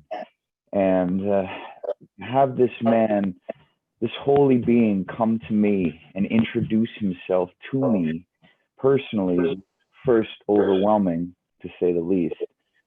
On the second day of this retreat, we were walking around doing japa walk, and I veered off the path, and lo and behold, I discovered His Holiness Bhakti Charu Swami doing his own japa walk. And he invited me, Bhakti Steve, please come walk with me. And I couldn't resist. I was just cosmically drawn to this presence, this energy, this spirit, this holy man, that by day 3, when I greeted him in the temple room for his class, he touched my shoulder and he said, "Good morning, Bhakti Steve. Hare Krishna." And I began to cry uncontrollably. These things had never happened to me before.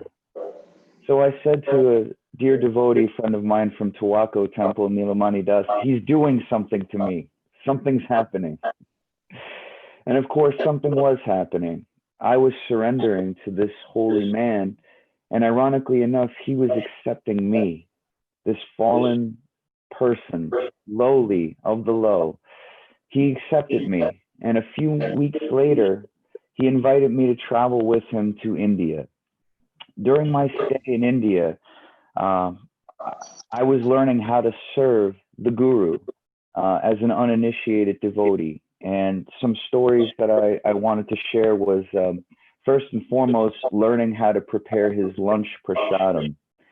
I personally have never liked cabbage or cooked cabbage, but as you know, Guru Maharaj was very fond of cabbage.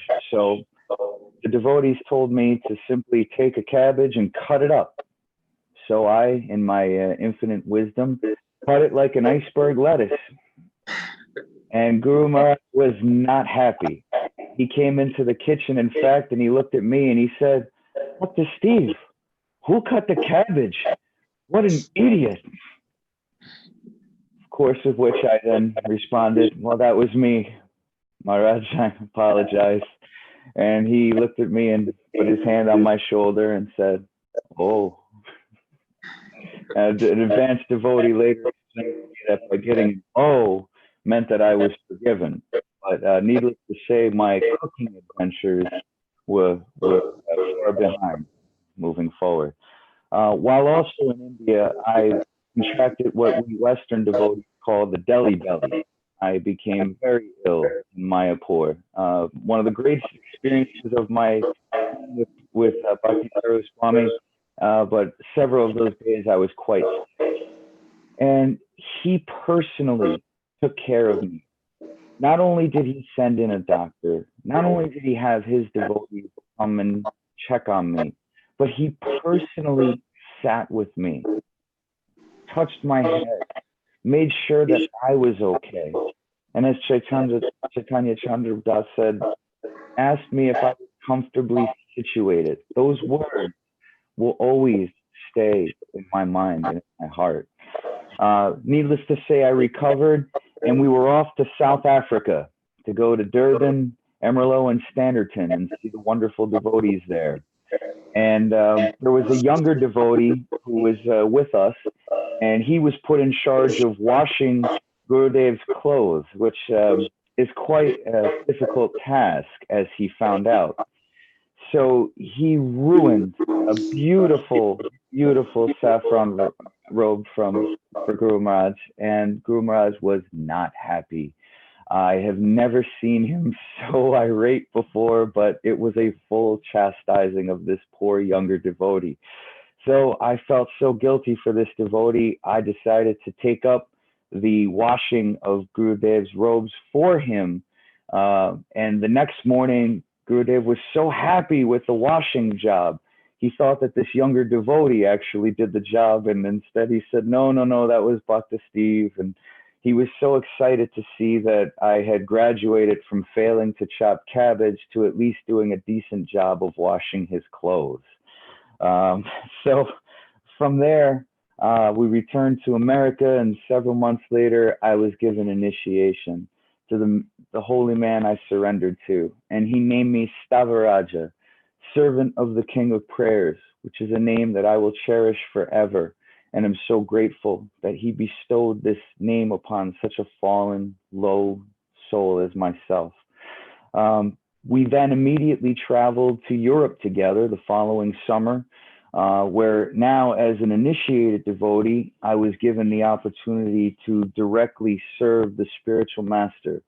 And in doing so, one of the techniques that we would do is we'd have these long car rides.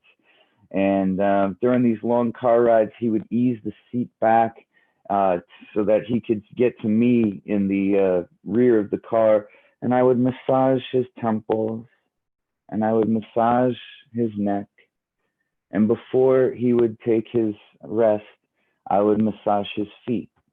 And he was always very happy with the way that I did that. Not too rough, not too gentle. As one devotee told me, it's pretty much impossible to figure out how to do it. You just have to do it. And this same devotee was so pleased with my service and my attempts, he took out this picture from his japa bag and gave it to me. And if you look at Gurudev's face, this was a younger version of him. Certainly not the holy man that I knew. This is when he first actually was taking initiation for the second time from what I was told. And if you look at his face, you can see not only the, as he called it, French beard that I originally had when I first met him, but the sincerity, the love, the dedication, the devotion that emanated from every fiber of this holy man's being. He gave us an example, this holy man. He could have been anything as a student in Germany. He could have been anything, a doctor. He could have been an IT. He could have done anything he wanted in his career, but he chose Krishna consciousness. He chose to follow his spiritual master. He chose to spread this movement all over the world, and the thousands of devotees that are his disciples are gathered to celebrate his life. Let's follow his example. Let's be the true gentlemen, gentlewoman, scholars that he was. Let's apply this knowledge to our everyday lives so that we can become not just better devotees, but better human beings. Because as I look around this world today, I see, as he used to tell me, so many humans that are really just animals and human decoration. We have this gift. Let's use it. Let's cherish the memory. As we all continue to grow as a Krishna conscious family, let's look to each other for guidance and support. but also let's look to our temple management. Let's look to the leaders of our congregations to plan wonderful activities such as this, these wonderful programs for our sake, because this is what this holy man would have wanted for us. I love this man more than I can imagine, more than I can describe to you. And I know that he loved me, and I know that he loved all of you. So please, as you grieve, look at a picture, listen to his kirtan, listen to some of his lectures, talk with each other, do what you have to do.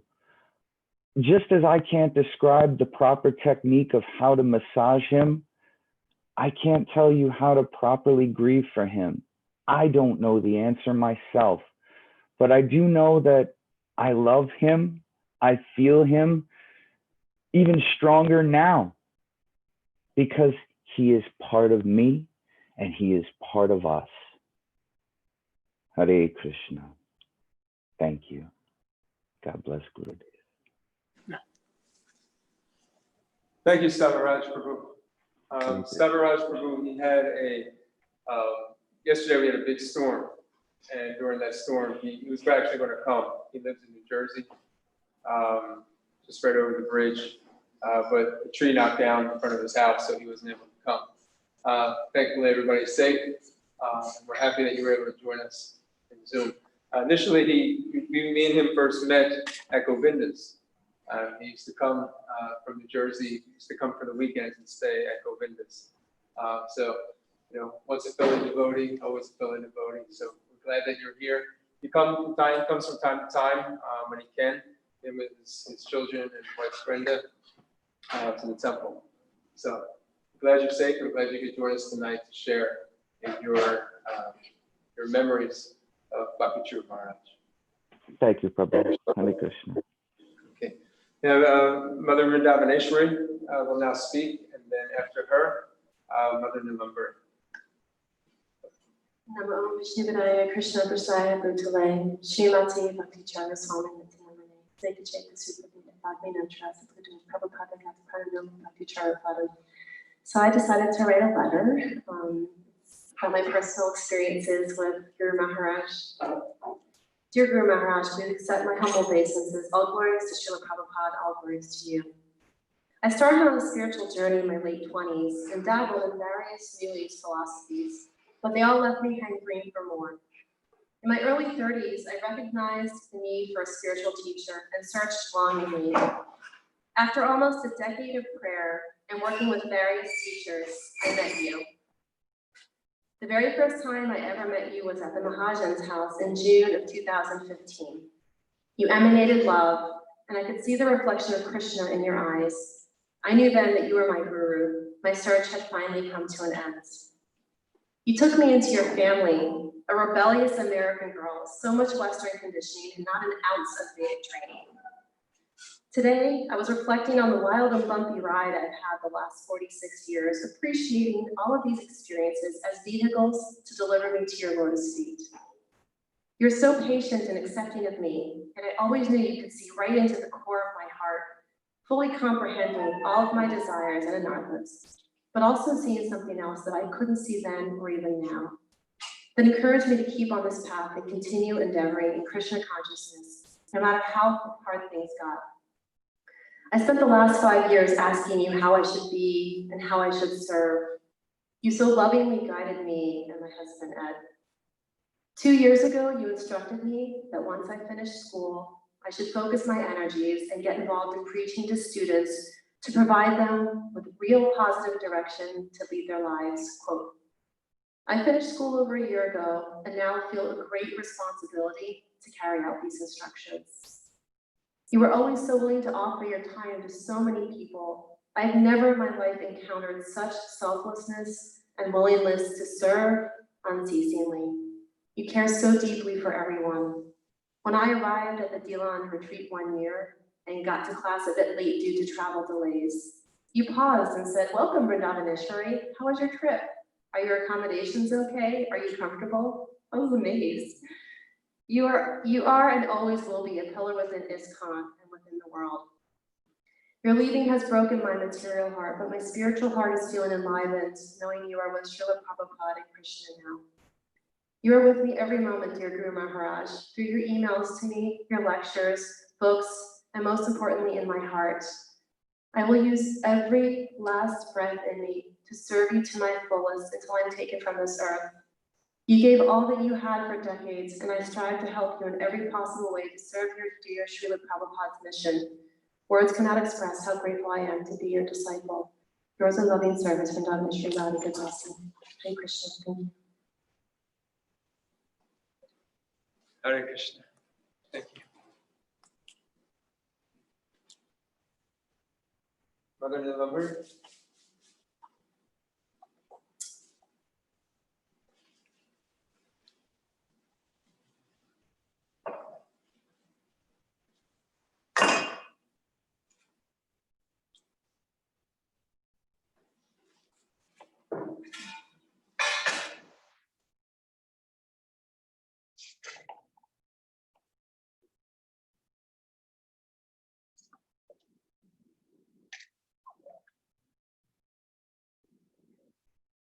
Namo Vishnu Padaya Krishna Krishna Bhutale Sundare Sarvashamaya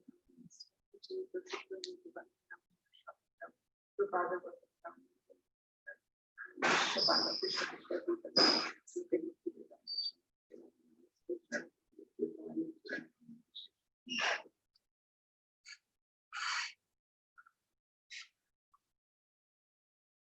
Guru Maharaj, it's a can't even think the loss of Guru Maharaj. Can't even think that he is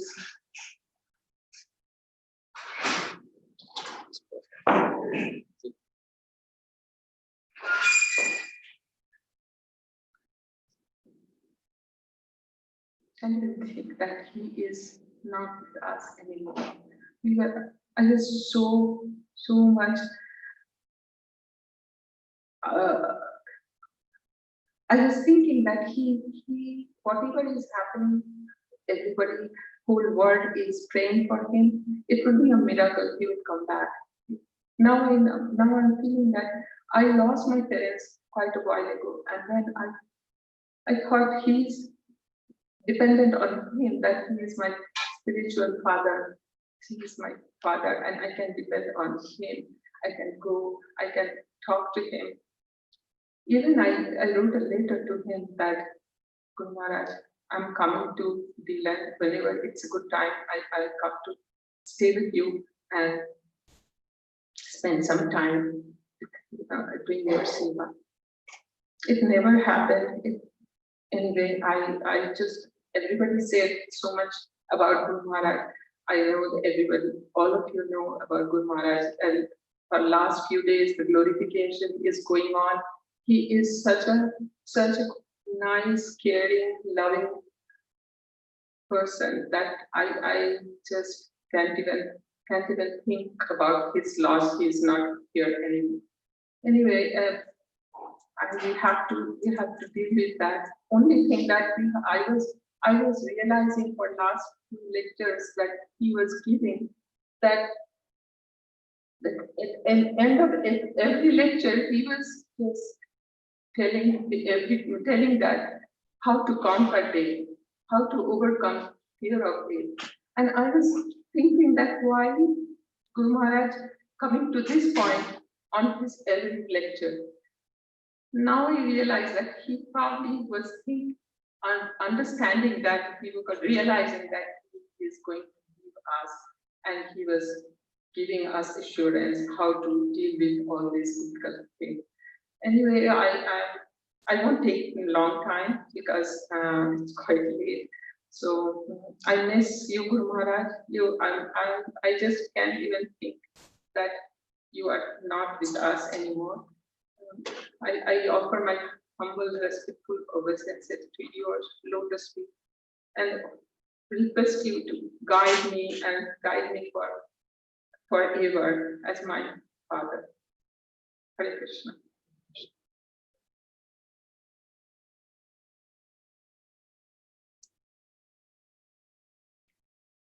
Okay, Leslie, thank you, Mother Nilambar, very much. Very touching. We want to invite Madhavi Gaurangi, who would like to say a few words about Maharaj.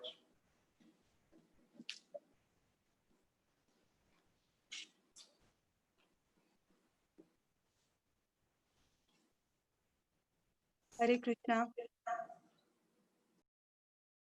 Dearest Maharaj, or Guru Maharaj, as I used to call you, please accept my humble obeisances, Maharaj. I'm still in disbelief that you have left this planet. You gave me so much love and association that it's very difficult for me to overcome the feelings of your separation. It feels like that some heavy rock is put on my heart and I'm just sinking down in the memories of which I relish with you. Tears of separation just flow down from my eyes and I can't stop thinking of your smiling face and beautiful voice. You are the epitome of humbleness, kindness, devotion, leadership, and you are the perfect example of a disciple of Srila Prabhupada. Maharaj, the day I met you for the first time was in a beautiful dedication. Maharaj, one second.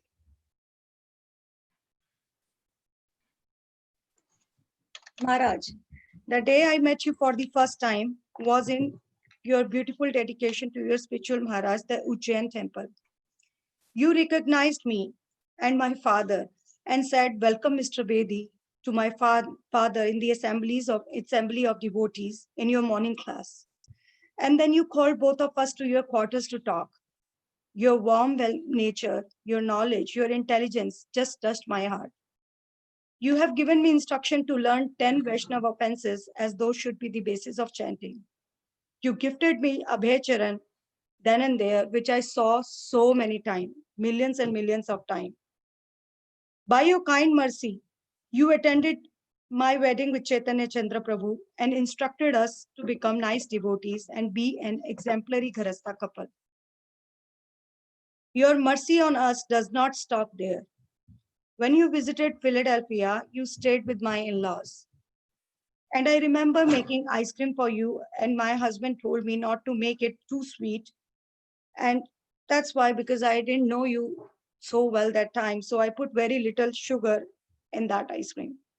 When you tasted that ice cream, you jokingly said, "Megha, you might have forgotten sugar in the ice cream." I inform you that it's not me, it's my Prabhu who told me not to put too much sugar in ice cream. And you were so kind, Maharaj, that you instructed me not to ever get advice from Chaitanya Chandra Prabhu when it comes to cooking. Maharaj, I remember that I tried to assist your devotees in Ujjain temple with the solar panel project in whatever capacity I could before marriage. And I was so shocked to see that how much knowledge you have even about the solar panels. Once I remember that you came to our apartment for breakfast and you taught me how to make upma properly. You mentioned that I made upma like a halwa, which is not the correct way of doing. And you taught me how Srila Prabhupada taught you to make upma. Another time, you cooked lunch at my in-laws' house and taught me how to make rice noodles and introduced me with the bak chow vegetable. I know how much you love talking about your beloved Guru Maharaj, Srila Prabhupada. I asked you once a very silly question that did you never ever wanted to have your own family and other things in life?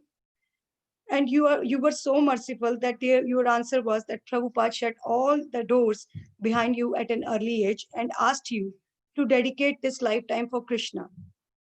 Maharaj, you got both the initiations together and sannyasa order after 3 months because Prabhupada recognized you as a very talented leader and a very humble servant who had qualifications to move this movement forward. And you did that in your lifetime. I remember attending your retreats in Gita Nagari, New Vrindavan, D-Land, and other, and your welcome to all the devotees there. Maharaj, I still remember your call when I miscarried my first son, Jagannath, at 6 months of gestation period. Out of your busy schedule, you called me and talked to me. I cried so much and opened my heart with you. And you gave me assurance that Krishna is definitely looking at all his devotees. Guru Maharaj, I know that you are in better place now and are in your association with your own beloved Guru Maharaj. But we all are suffering heavily without you. You promised us that you will come and visit and stay with us this summer. I'm still waiting for it. And I know that you will fulfill your promise and stay in our hearts forever. I really miss you, Guru Maharaj. I really miss you, Guru Maharaj. You touched my soul with your kindness and love. I know you are present in your Vani for all of us, and our life can never be the same without your Bapu association. I know that you are with Srila Prabhupada and Krishna and in a better place, but Guru Maharaj, we just feel unprotected without you. I can't imagine how you felt when Srila Prabhupada left this planet. Please bless me that I can become an instrument to serve Srila Prabhupada in this lifetime. Yours, very fallen, insignificant, aspiring servant, Madhvi Gauri. Hare Krishna.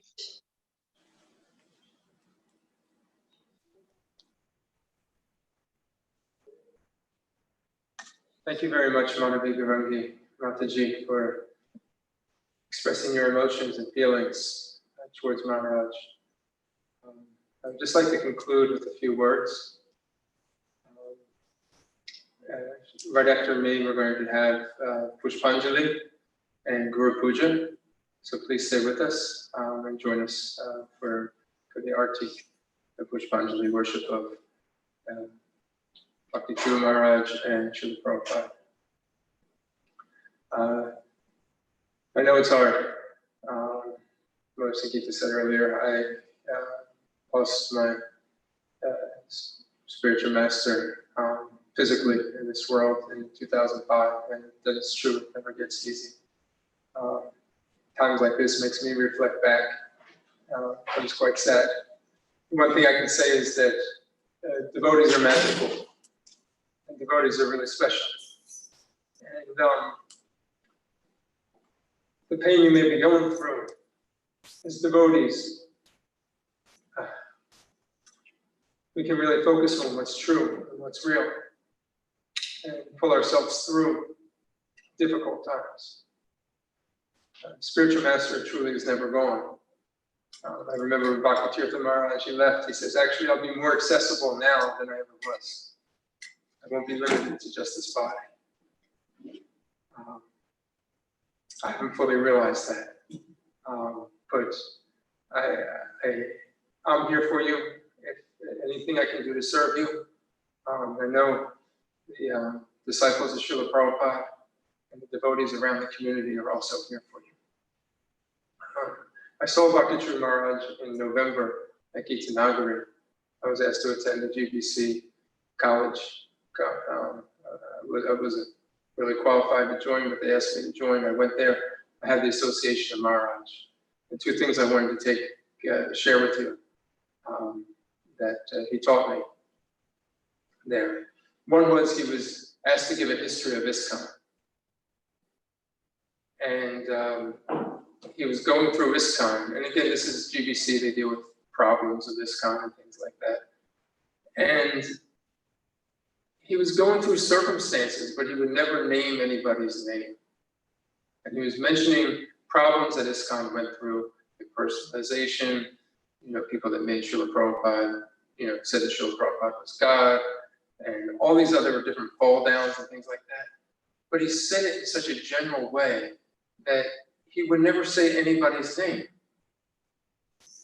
And we wanted to know, Because like that was the title of the class, the history of ISKCON. We wanted to learn, we wanted to understand. And he would just say, yes, there are some people over here, you know, they went a little astray. You know, this happened over here, and yeah, you have to get back on track. We always have to keep, you know, Srila Prabhupada's founding chart. And I realized he was such a gentleman that he didn't want to criticize anybody. And he wouldn't criticize anybody, and he wouldn't call anybody out by name. He knew that there was deviation, but he wouldn't, to younger devotees, speak about his God brothers and God sisters in a way where we would either make fun of them or look down upon them. And I thought, wow, this is really tremendous. He was just such a gentleman. The other thing was the last class that he gave. He talked about how division is normal in Kali Yuga. In fact, Kali comes to divide. That is Kali's mission, is to divide. Quarrel is here because that is Kali's mission. Kali can be combated by the Kali Yuga Pavana, Sri Chaitanya Mahaprabhu.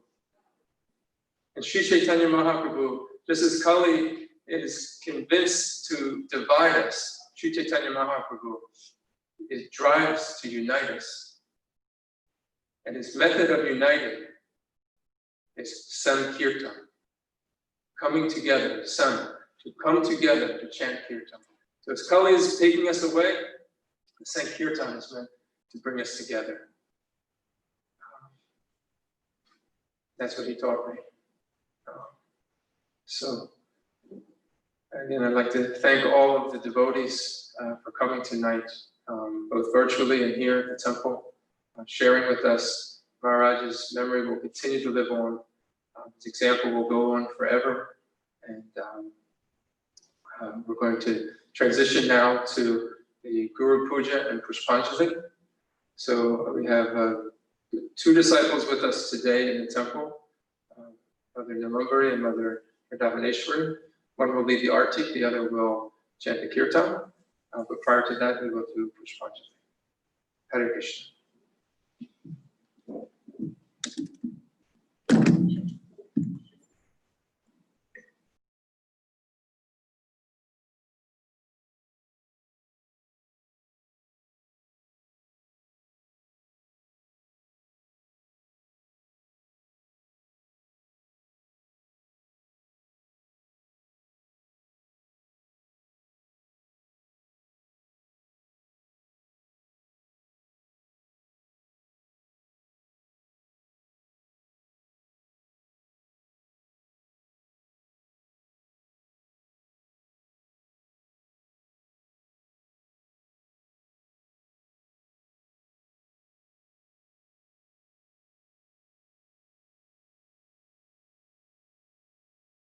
Namo Vishnu Padaya, Padaya, Krishna Prasaya, Bhutale, Srimate, Bhakti Charu Swamin, Bhakti Charu Swami, Niti, Niti, Namane, Namane, Snigdha Chaita, Supraneta, Supraneta, Vagninamcha, Vinamcha, Rasaplutam, Rashtraputam, Prabhupada, Prabhupada, Gata Prana, Prana, Nomi Bhakti Charu, Charu Swamin,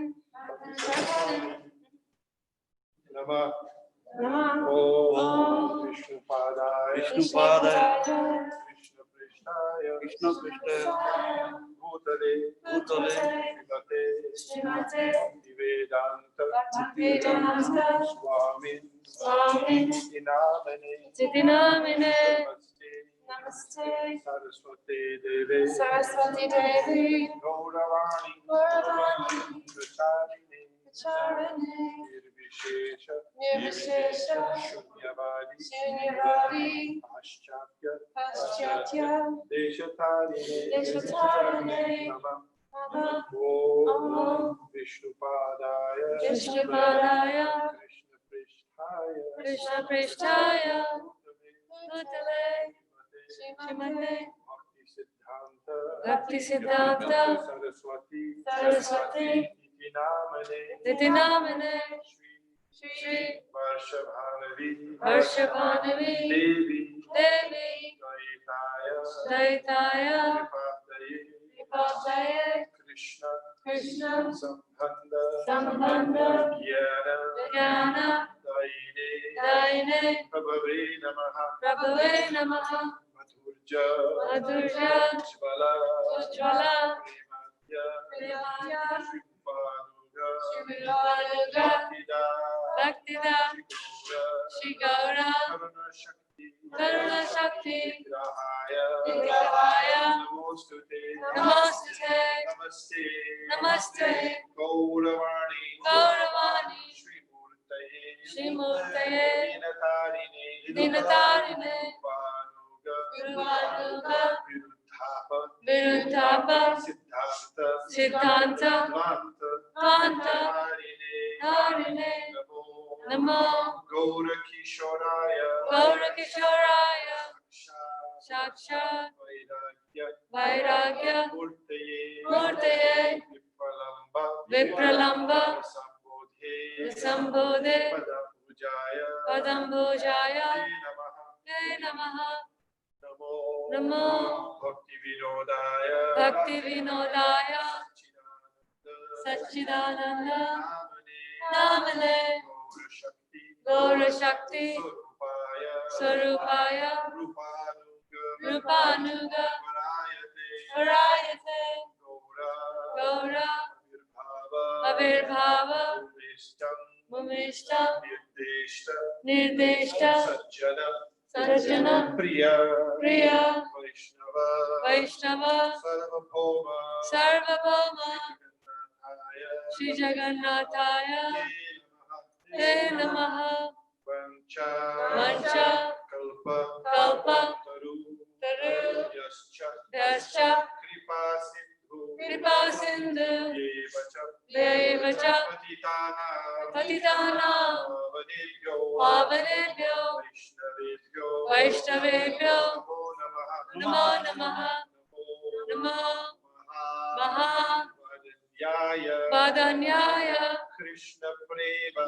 Krishna Prema Pradayate Pradayate Krishnaya Krishnaya Krishna Chaitanya Krishna Chaitanya Namne Gauratvishe Namaha Gauratishe Namaha Pancha Pancha Tattva Atmakam Krishnam Krishnam Bhaktarupa Bhaktarupa Swarupakam Sarupakam Bhaktavataram Bhaktavataram Bhaktakyam Bhaktakyam Namami Namami Bhaktashaktikam Bhaktashaktikam He He Krishna Krishna Karuna Sindho Karuna Sindhu Dinabandho Dinabandho Jagatpate Jagatpate Gopesha Gopesha Gopika Kanta Gopika Kanta Radha Radhakanta Namostute Namostute Jayatam Jayatam Surutopango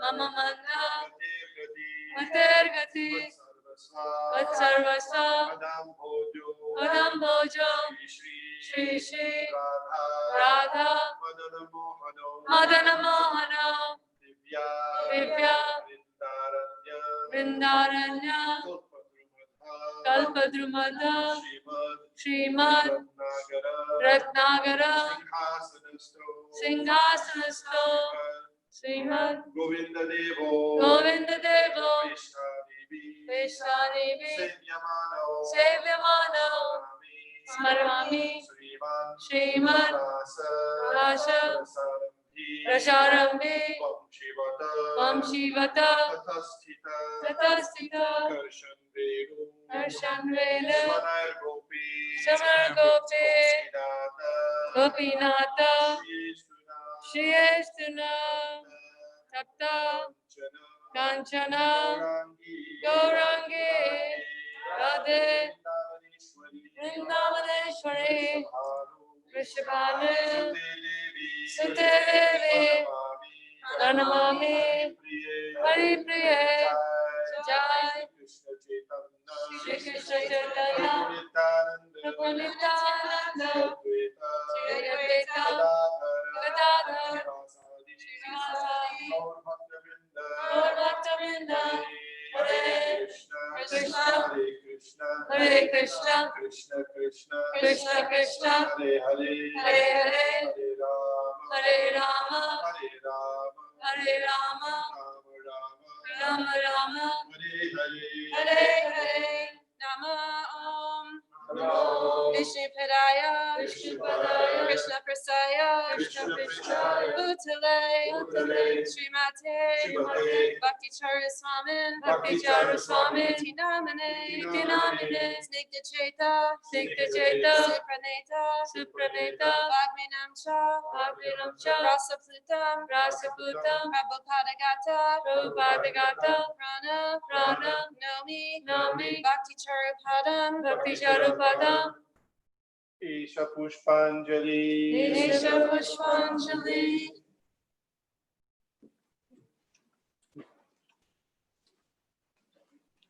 Holiness Bhakti Charu Swami Maharaj ki jai.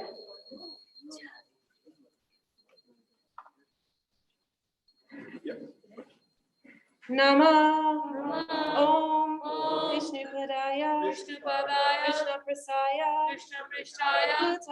Bhutale Srimate Bhakti Charu Swamin Iti Namane Snigdha Chaita Supraneta Bhagminamcha Rasa Plutam Prabhupada Gata Prana Nomi Bhakti Charu Padam Isa Isha Pushpanjali, Isha Pushpanjali.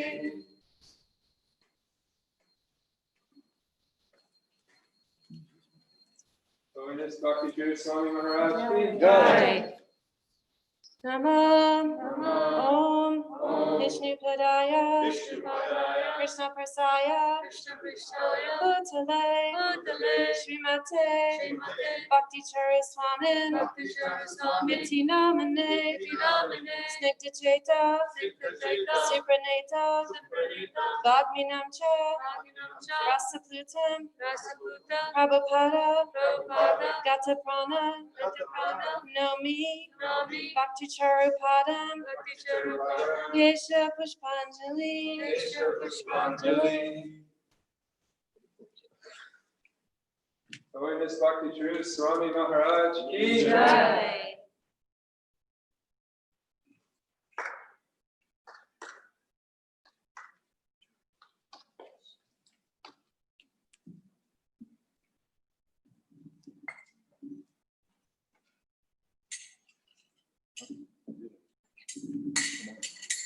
Shri Guru Charana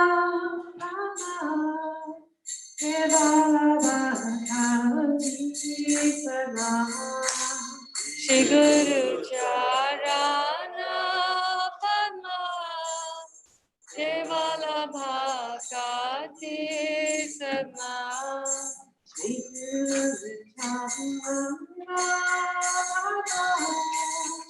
Kevala Bhakti Sada Shri Guru Charana Padma Kevala Bhakti Sada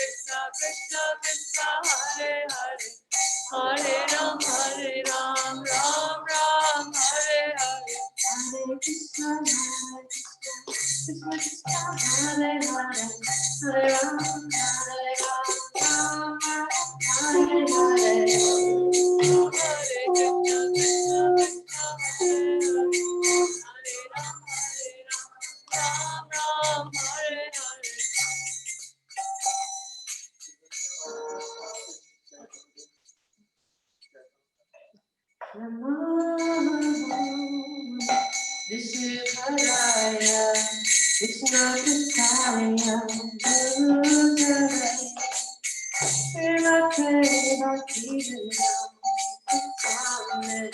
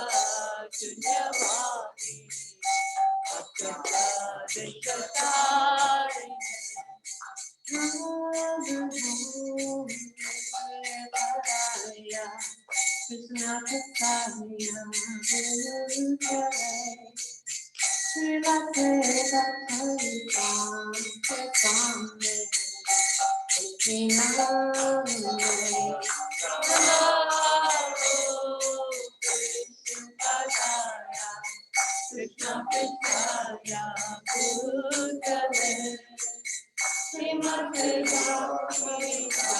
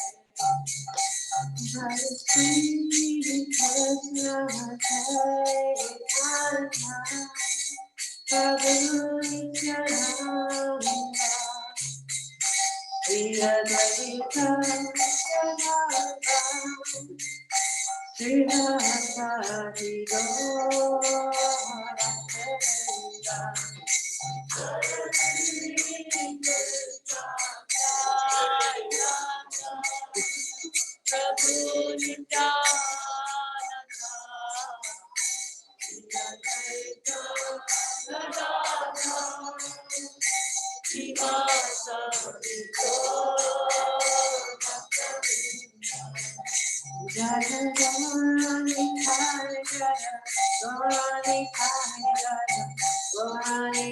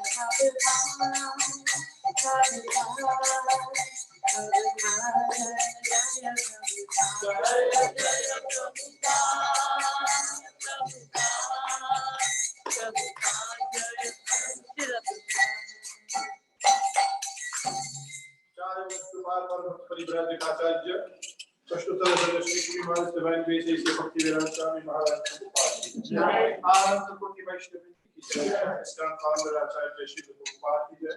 Ramacharya Shri Haridas Thakur ki jai. Prem se kaho Shri Krishna Chaitanya Prabhu Nityananda Shri Viradha Shivashadi Gaur Bhakti ki jai. Shri Shri Radha Krishna Gopinath Shantu Radha Kunki Gopathan ki jai. Vrindavan Dham ki jai. Navadvip Mayapur Dham ki jai. Ganga Mai ki jai. Jamuna Mai ki jai. Tulsi Maharani ki jai. Bhakti Devi ki jai. His Holiness Bhakti Charu Swami Maharaj ki jai. Bhakti Charu Swami Maharaj ki jai. Bhakti Charu Swami Maharaj ki jai. Shobhavita Bhakta Vrinda ki jai. Lord Premanande. All glories to the assembled devotees. All glories to the assembled devotees. All glories to the assembled devotees. All glories to Sri Guru and Sri Gauranga.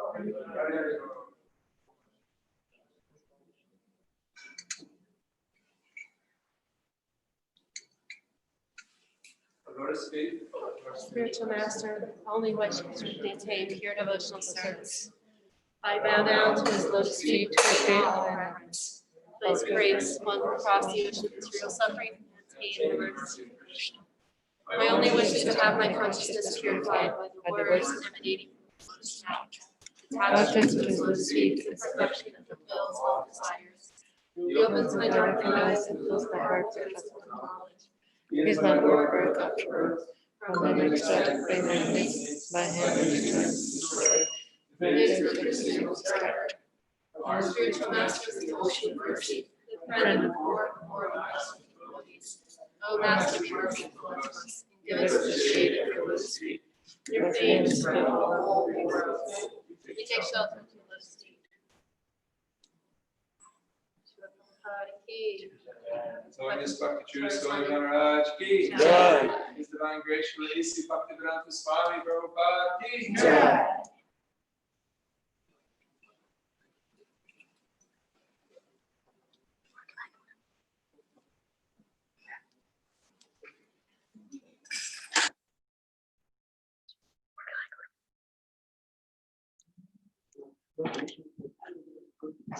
Hare Krishna. This concludes the memorial ceremony for His Holiness Bhakti Charu Swami Maharaj. Again, thank you all for coming and joining us virtually. The devotees here will be distributing prasadam, Maharaj's prasad. Those of you who are RSVP'd that you want prasadam, come now and pick up. Hare Krishna. His Holiness Bhakti Charu Swami Maharaj ki Jai.